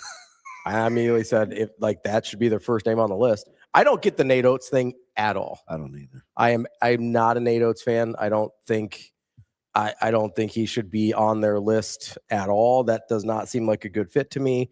TJ Otzelberger is not a good fit. As good of a basketball coach as he is, that's a bad fit. You're thinking a little more stylistically for Carolina, not just playing style, although that is part of it, but also kind of the way you operate. Like Carolina's kind of a, why? Careful. I was gonna say they're a pretty buttoned up program. Like they want things to look and act a certain way. I think TJ might be a little fiery for their taste. It's all right. There might be a little. I think they'd want to win. I think so. Doherty tried it. Yeah, look how that went. Oh, he got good players there, though. Yeah, I do wonder about some of Doherty's recruiting classes that he couldn't win with. I get it. I wonder about TJ Otzelberger's ability to recruit at that level. Like, he hasn't really done that at Iowa State. Like, that's not the type of guy you can get at Iowa State. So I do wonder about that. All bias aside, Chuck, it's a significantly better program. I think way more resources than Arizona. I mean, way more legacy and way more resources. I don't know who we were talking to, or might have just been online. Arizona doesn't have the money that people think they do. It wasn't Trotter. Was it Ricky O'Donnell? Yeah, it was Ricky. It was Ricky yesterday. Yeah. They don't have the money people think they do. Yeah. Like, the job that Tommy Lloyd has done at Arizona, and I know people are like, oh, well, he hasn't, whatever. I mean, he's in the Final Four now. I think you can kind of dispel whatever. He hasn't won enough at that program. Like that, I think he's obviously he's a fantastic recruiter, and I think he's a really good basketball coach. I think he is the best combination of those two things that is on the table for Carolina right now. Now, I will say, after I did my little deep dive yesterday about true freshmen leading scorers and winning national championships, Todd Golden is very interesting to me for the way he puts his rosters together. He's number 2. Yeah, I don't care about Billy Donovan at all. I don't even know. Like, I don't understand that at all. I'm not interested in Brad Stevens. I would listen on Jay Wright, but I don't think that should be your top choice. All these guys that are like, you have to make them say no. It's like, no, I don't. Because what if they say yes and I end up with one of them? I don't think that's best. Yeah. I would take Tommy Lloyd over any of those 3 guys. Like, I know, and you brought this is a good point. Jay Wright doesn't have to go to like fundraising meetings at UNC. I still think he got out of the game for a reason, and I think that's only part of it. Yeah, but to that point, outside of like, and they've had a couple, Joe Forte, Rashad McCants, their elite level 5 stars are different. Yeah. Which would kind of fit the Jay Wright mold. Sure. Yeah. And I don't know how many Reynolds and Brunson's he's getting, but DiVincenzo's and Amari Spellman's and whoever else. Although Spellman was nice. Spellman was a high level recruit. Yeah, that's my point. He also redshirted. Yeah. Right. Like, he's a high level recruit. So he was a one and done kind of, but he was there for 2 years and only played one of them. That's not something you're getting from a lot of guys. Like, you're not getting a lot of guys that were recruited at the level Spellman was to redshirt. Yeah. Not a hot take, Ben. I agree with you. I mean, Big 12's better basketball conference than the ACC right now. Yeah. I mean, it's super, especially the top. It's tough at the top in the Big 12. And I think from a revenue standpoint, it's still ahead of the ACC. I believe so. Yeah. Dank, listen, I don't know how you got on the Witcher series. I slept and ate that series. I binged that on the team travel plane. Oh yeah. Yeah. That's the Caviezel. Nope. Henry Cavill. Oh yeah, that was Henry Cavill. It is not Jim Caviezel. I know, but like The Witcher is kind of where that thing started. I binged it season 1 was it COVID? Whatever it was, nothing was going on when it came out, and I think I watched season 1 like I like ripped through it because Amazing Daniel watched it too, which is why he's on me about the Caviezel thing. Are you? By the way, Cavill is not doing it anymore. I don't think. He's out. There's a new Witcher. I don't think he's coming here. I don't think he's going to North Carolina. But where would you be on Dusty May versus the Tommy Lloyd? Similar. Lloyd greater than May though. I would agree. I'd take May because I think May's really good. I think May's really good. The thing about May is he's not going to take a back seat to anything that's going on down the road. Yeah, I think May is really good. I wouldn't have a problem with May. I do think Lloyd greater than May though. I think where would you slot Lloyd, May, Golden? Probably in that order. Yeah, I think I would take May over Golden. Probably in that order. Yeah, I think I like May over Golden. Yeah.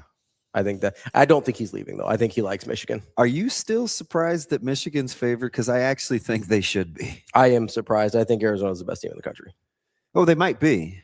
I mean, but Michigan does play in the better conference, and they've been really, really, really, really good. Yeah, that's fine. But if I think Arizona's the best team in the country, I think they should be favored over everybody.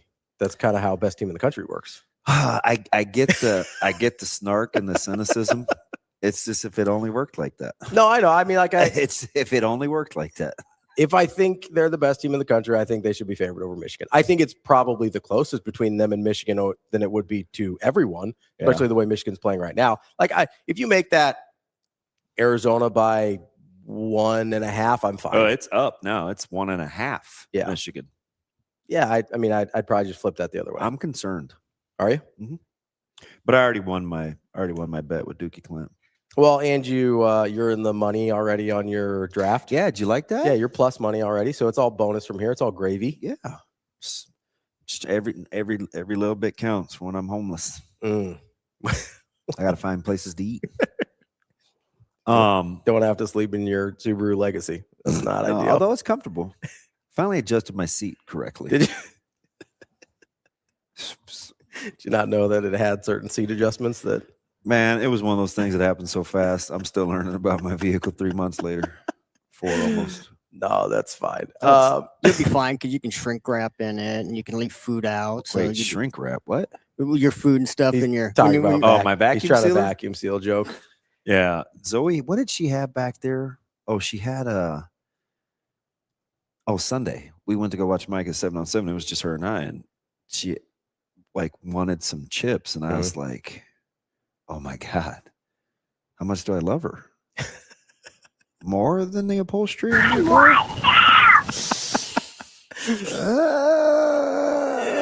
Now, when Daddy goes to the car wash, you'll be vacuuming. All right, crumble, crumble, crumble, crumble, crumble, crumble. It's like, oh geez, glad this is a quick drive. Let's take a quick break here so that Austin and Rico don't kill me. I've been getting messages, so they don't like it when I end an interview and then we keep talking. So we're going to take a quick break, then we will wrap up. They'll be fine. You can take them out to eat later. They'll wrap up the show. That's DB. I'm Ravi Lulla. We've got more Hurrdat Sports Live coming up next.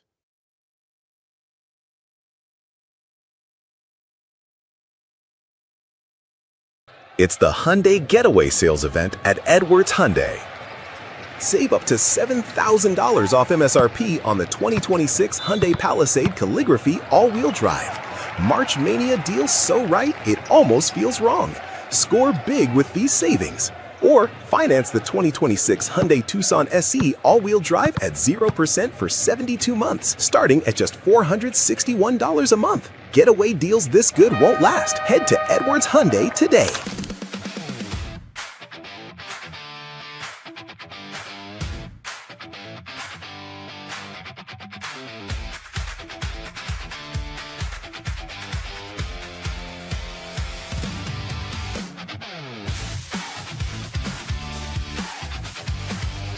Thought it was a really good vibe out there today. Great crowd. Sorry to hold you guys. I wanted to make sure I signed all the kids' pictures at the tunnel walk. Grateful for everyone that took their time to come out here and be a part of a good day. It sends a great message to our players. Sends a great message to the recruits. We have really an amazing group of recruits, but more importantly, just come together, celebrate our state, celebrate the university, celebrate the football team, and all the hard work that we've done. And so I'm proud of the guys. I thought they had a really good spring. I thought it looked like football out there. I think we had 92 guys that were dressed and could play. So certainly not the numbers we've had historically, but with the new rules and all that, it's a little bit less. But we were able to get a lot of guys a lot of reps. So good for us to coach off of and teach off of. And the great thing about this year now is we have 5-6 weeks now here of training and work that we can go back. Anybody who's banged up can get healthy. And but more importantly, we've seen these guys now. We know what they do well. We know what they need to improve on, whether it's in the weight room, their body weight, position wise, anything. So happy with the spring.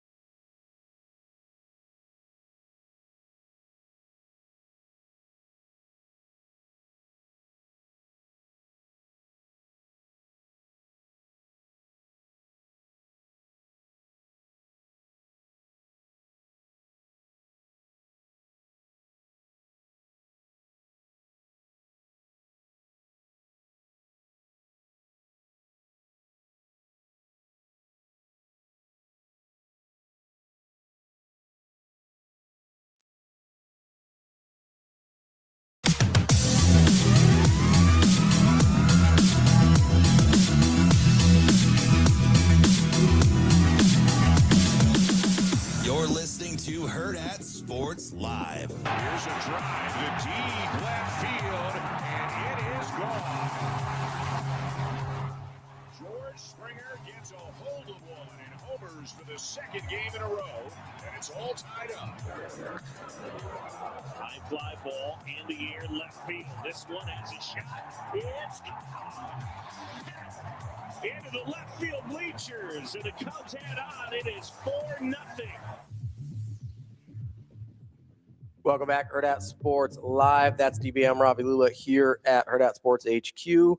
Reminding you, make sure you go visit Hurrdat Sports Bar and Grill, our old home for the daily morning show. Just our old home. Just like it's that way, right? It's that direction, maybe? Yes. Yeah, see, it's that through way. Roger Craig's right shoulder. Right through Roger Craig's right shoulder. There we go. Make sure you head on over to Hurrdat Sports Bar and Grill. It's a great place to watch games. You got the I know Nebraska's not playing anymore. You still got NCAA tournament games to go hang out, watch the semifinals and finals over the weekend, and enjoy. Nice. Go watch Arizona beat Michigan. That's right. Well, Arizona, Michigan. I don't know who I'm cheering for in Illinois, UConn, though. I mean, I'm not a conference honk, so I'm cheering for Illinois because my guy. Oh, Evian. Got to root for Evan. I'm trying to figure out if he's going or not. Really? If he would know. I know he hasn't told me yet. I'm like, hey, are you going? He's like, I'm trying to figure it out. So what is that drive from Chicago? It's not far. So he's in Champaign. It's like 2.5. But he's the right way. Yeah, he's like, I think it's 2.5 hours, something like that. Yeah, it's not bad. Yeah, he's the right way. I think it's about the same as it is to Chicago. I think maybe a little longer because they're a little further south. I think you got to pop up a little bit. Yeah, I need the name of that restaurant he sent me to that had the Chicken Shack. No, it was not. They served like crab legs and grits for breakfast on their brunch menu. Oh, really? Oh, yeah. Christian Jones' dad ate like $480 worth of food. No, I'm serious. Well, he's a big guy. Dude, the buffet was like, I don't know, $35-$40. Yeah. But the food was elite, except they played live music. And at 10 o'clock on a Saturday morning, I don't need to hear. Oh, so you're right. Actually, Champaign is closer to Indianapolis. That's what I said. He's on. What did you think I was wrong? I was just Googling. Yeah, he's on the right way. What do you mean? He's exactly 2 hours. Yeah, he's on the right side of it. You don't want to go back towards Chicago. Yeah, Chicago's too far north. Yeah. I thought Indianapolis was further north than it is. I got my geography. If it's only a 2-hour drive, is it just the tickets? Yeah, so I think he's going to try and get a press pass through the station, and if he can do, otherwise, I think the get-in price is $600 for one.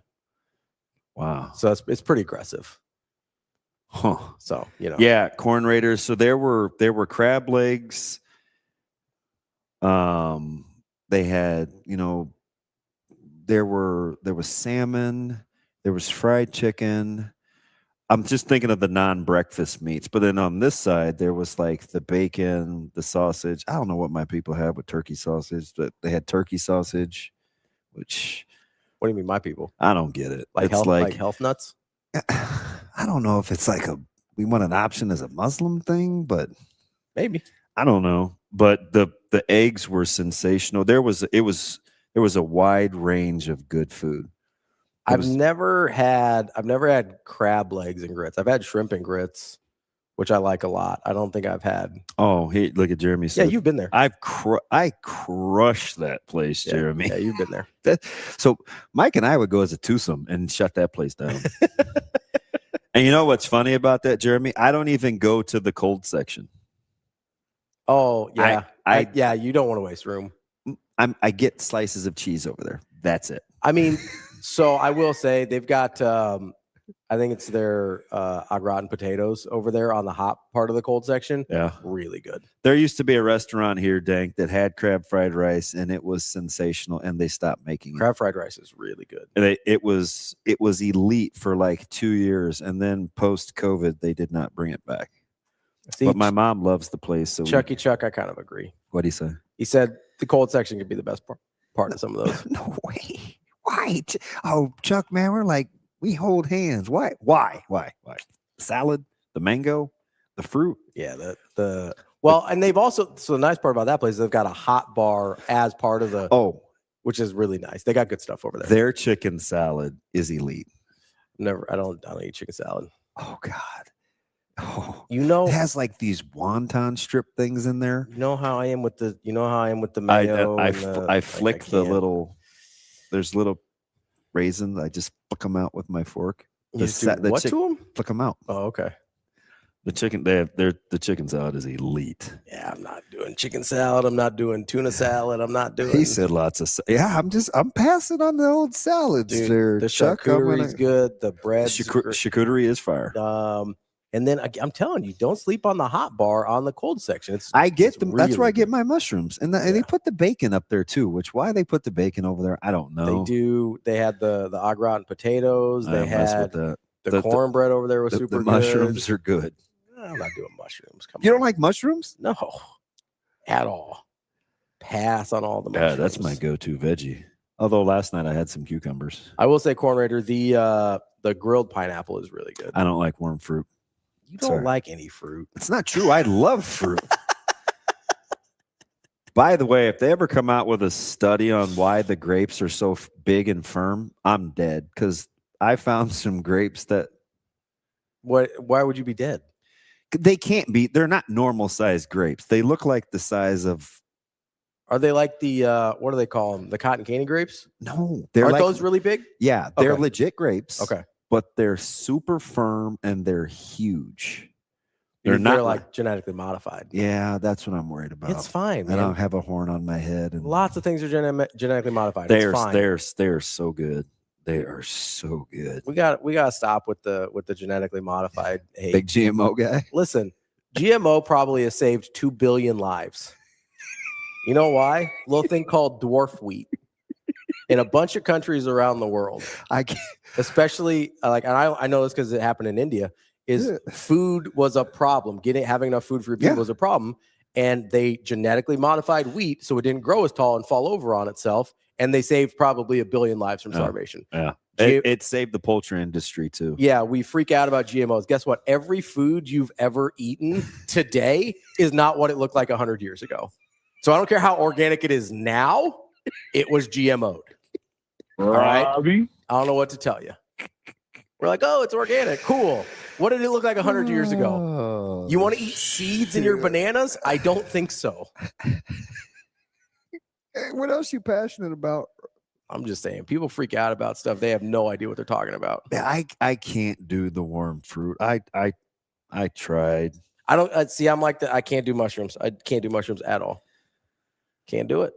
There's a place in town that has a tremendous mushroom burger that if you closed your eyes, you would think filet. No, I bet I wouldn't. As little of flavor as fillets have, you would think closer to steak. For the burger part? For the mushroom burger, it tastes like a steak. I'll take the burger and I'll just keep those mushrooms over. Even if you close your eyes, it's a big portobello. I don't. Maybe a portobello. I could maybe do a portobello. I can't do like the little mushrooms and like the sauce and stuff. No, I'm not talking about like old school button mushrooms. I'm either talking like sliced shiitakes, big portobellos. Like I'll have a conversation about that. I'm not eating like. Now I'm putting like these little stupid mushrooms. Do you do warm ones or cold mushrooms?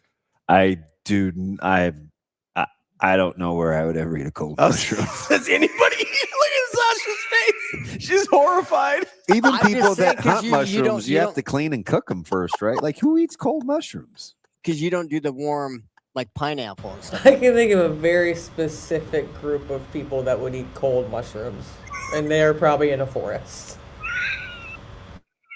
Are they white? Why do they have to be white? Are a lot of my never mind. I'm not. How much time we spending in the forest? That's what I'm saying. Is people like to go camping? You know, people that like to go camping. People my people that are like off the grid by choice.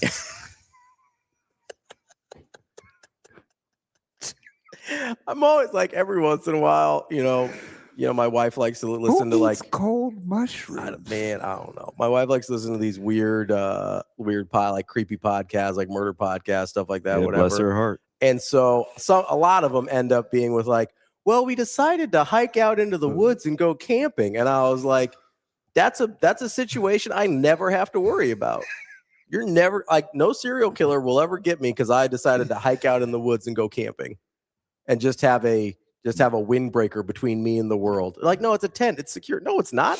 That's fabric. No, I'm good on that. I'll be honest. I never understood it about like You know, the cars that had sort of like the vinyl, like the Jeeps or whatever, or I think like a Zuzu had like the soft tops. God, they don't even make those anymore. Like the Troopers, you know what I'm talking about, Or right? the Sidekicks. That was a thing for a while. It was. They were like little mini Wranglers.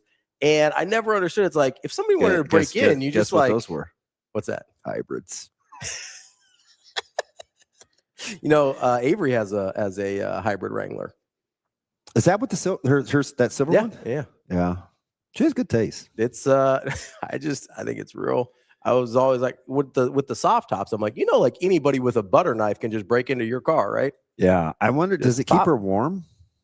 I think hers is a hard top, I think, so she should be all right. Okay. I suppose I could just ask her. You could, yeah. She's in the chat probably. She mentioned something earlier. I saw her. I wasn't just. What is she loitering? No, she likes to listen to the show.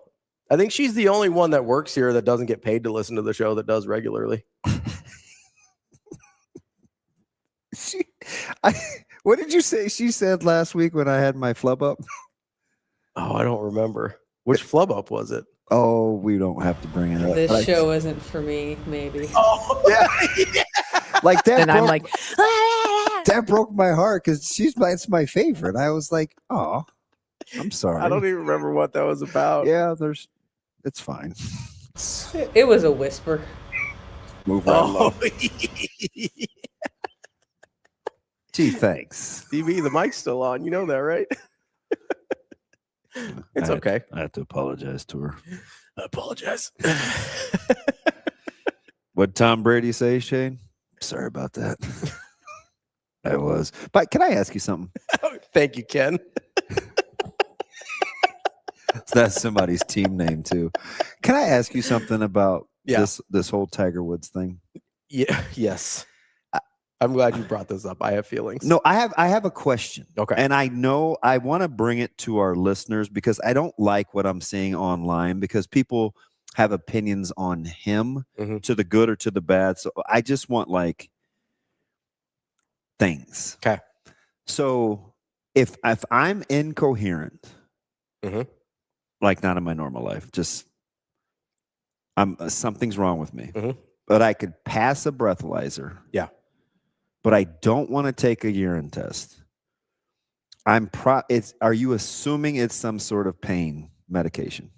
I was thinking pain, or he also has a history of sleeping medications. That was one of the. He was addicted. Yeah, so I assumed pain or sleeping or some combination of both. Okay, so fresh off playing on the simulator. Yeah.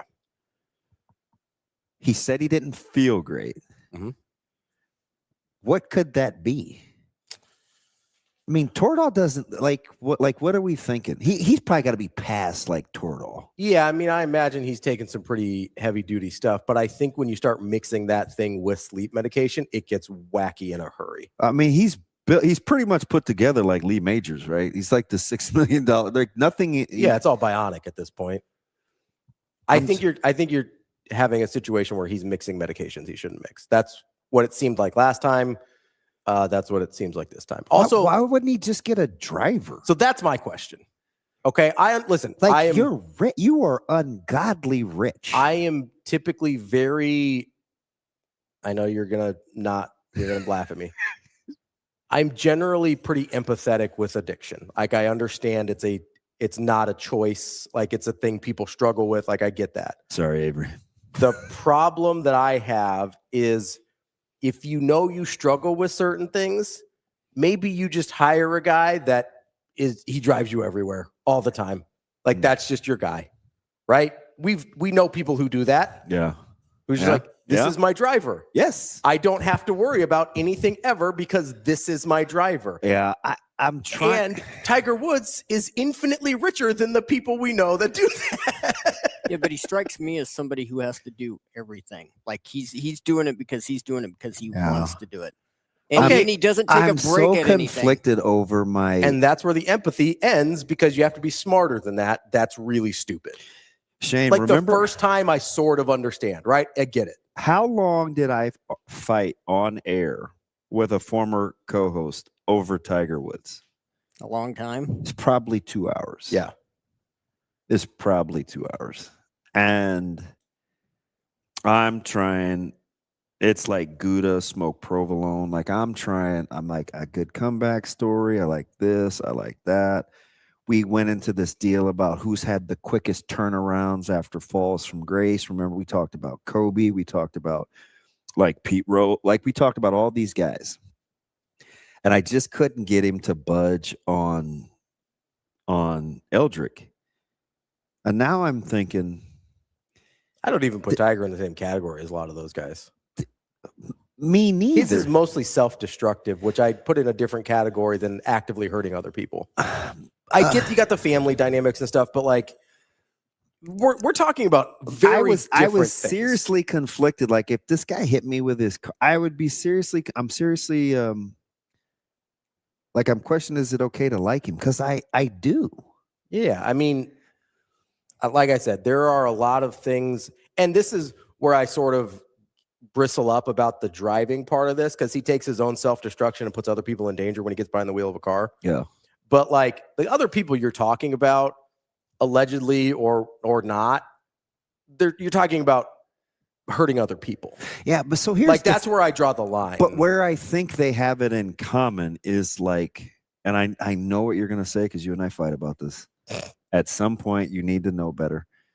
But I do think there's something to how you were raised. Like you're just not a big sins of the father guy, and I am. Yeah, that's fine. At some point, I need you to take personal responsibility. Yeah, I don't. Weird. You just landed the Cessna. Like I knew it was coming down to that. I don't know what else to do. Like that's just I understand that it impacts why it is horrible. No, there were a lot of there was some jokes on the internet that were in that tone. But no. I'm with Chuck again outside of the warm pineapple. No, I get it, man. I do. I've seen too many people with really bad childhoods or trauma or whatever not end up like that I know you can. And if you can, then at some point I have to like assume you should. Not even assume you should, but like at some point it's like, okay, if I know it's possible and then you still don't, like I have to hold you responsible at some point. Like I can't hold your dad responsible or whoever. Like at some point, because here's the thing, and I think this is what bothers me the most. When's the arbitrary point? Until you take personal responsibility, then you never will get past it. I think that's why it bothers me. I'll rock with that. So, like, yes, I understand how some people get set up in way worse positions than others. I get it, right? But I also understand how people from the exact same positions, or as close as you can be, positive or negative, treat their lives very differently, even though they're coming from basically the same spot. Like even people in the same family. Yeah. Like if you've got multiple siblings, I know. You can have basically the same upbringing and end up as very different people. Yeah.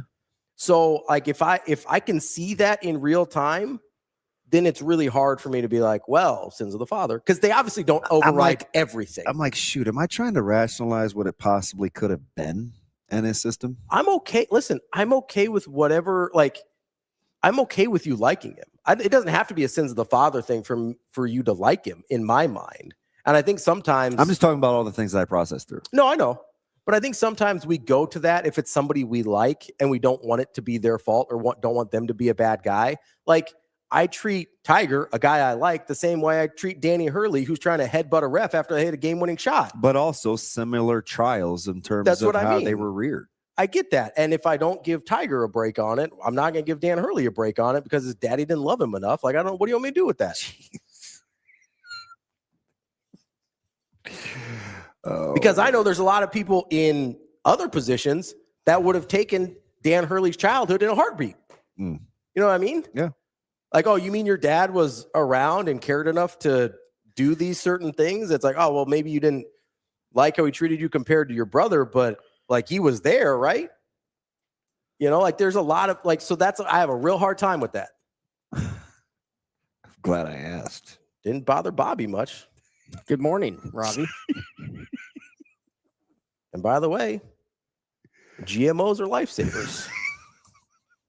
That's all I got to say about that. Wow. Hadn't had that one on the bingo card. That's all we got for today. That's DB. I'm Ravi Lulla. We will be back tomorrow with more Hurrdat Sports Live. It always boils down to slamming Hurley. I am who I am. And it has nothing to do with my dad. We will be back tomorrow. That's DB. I'm Ravi Lulla. It's Hurrdat Sports Live. Whew.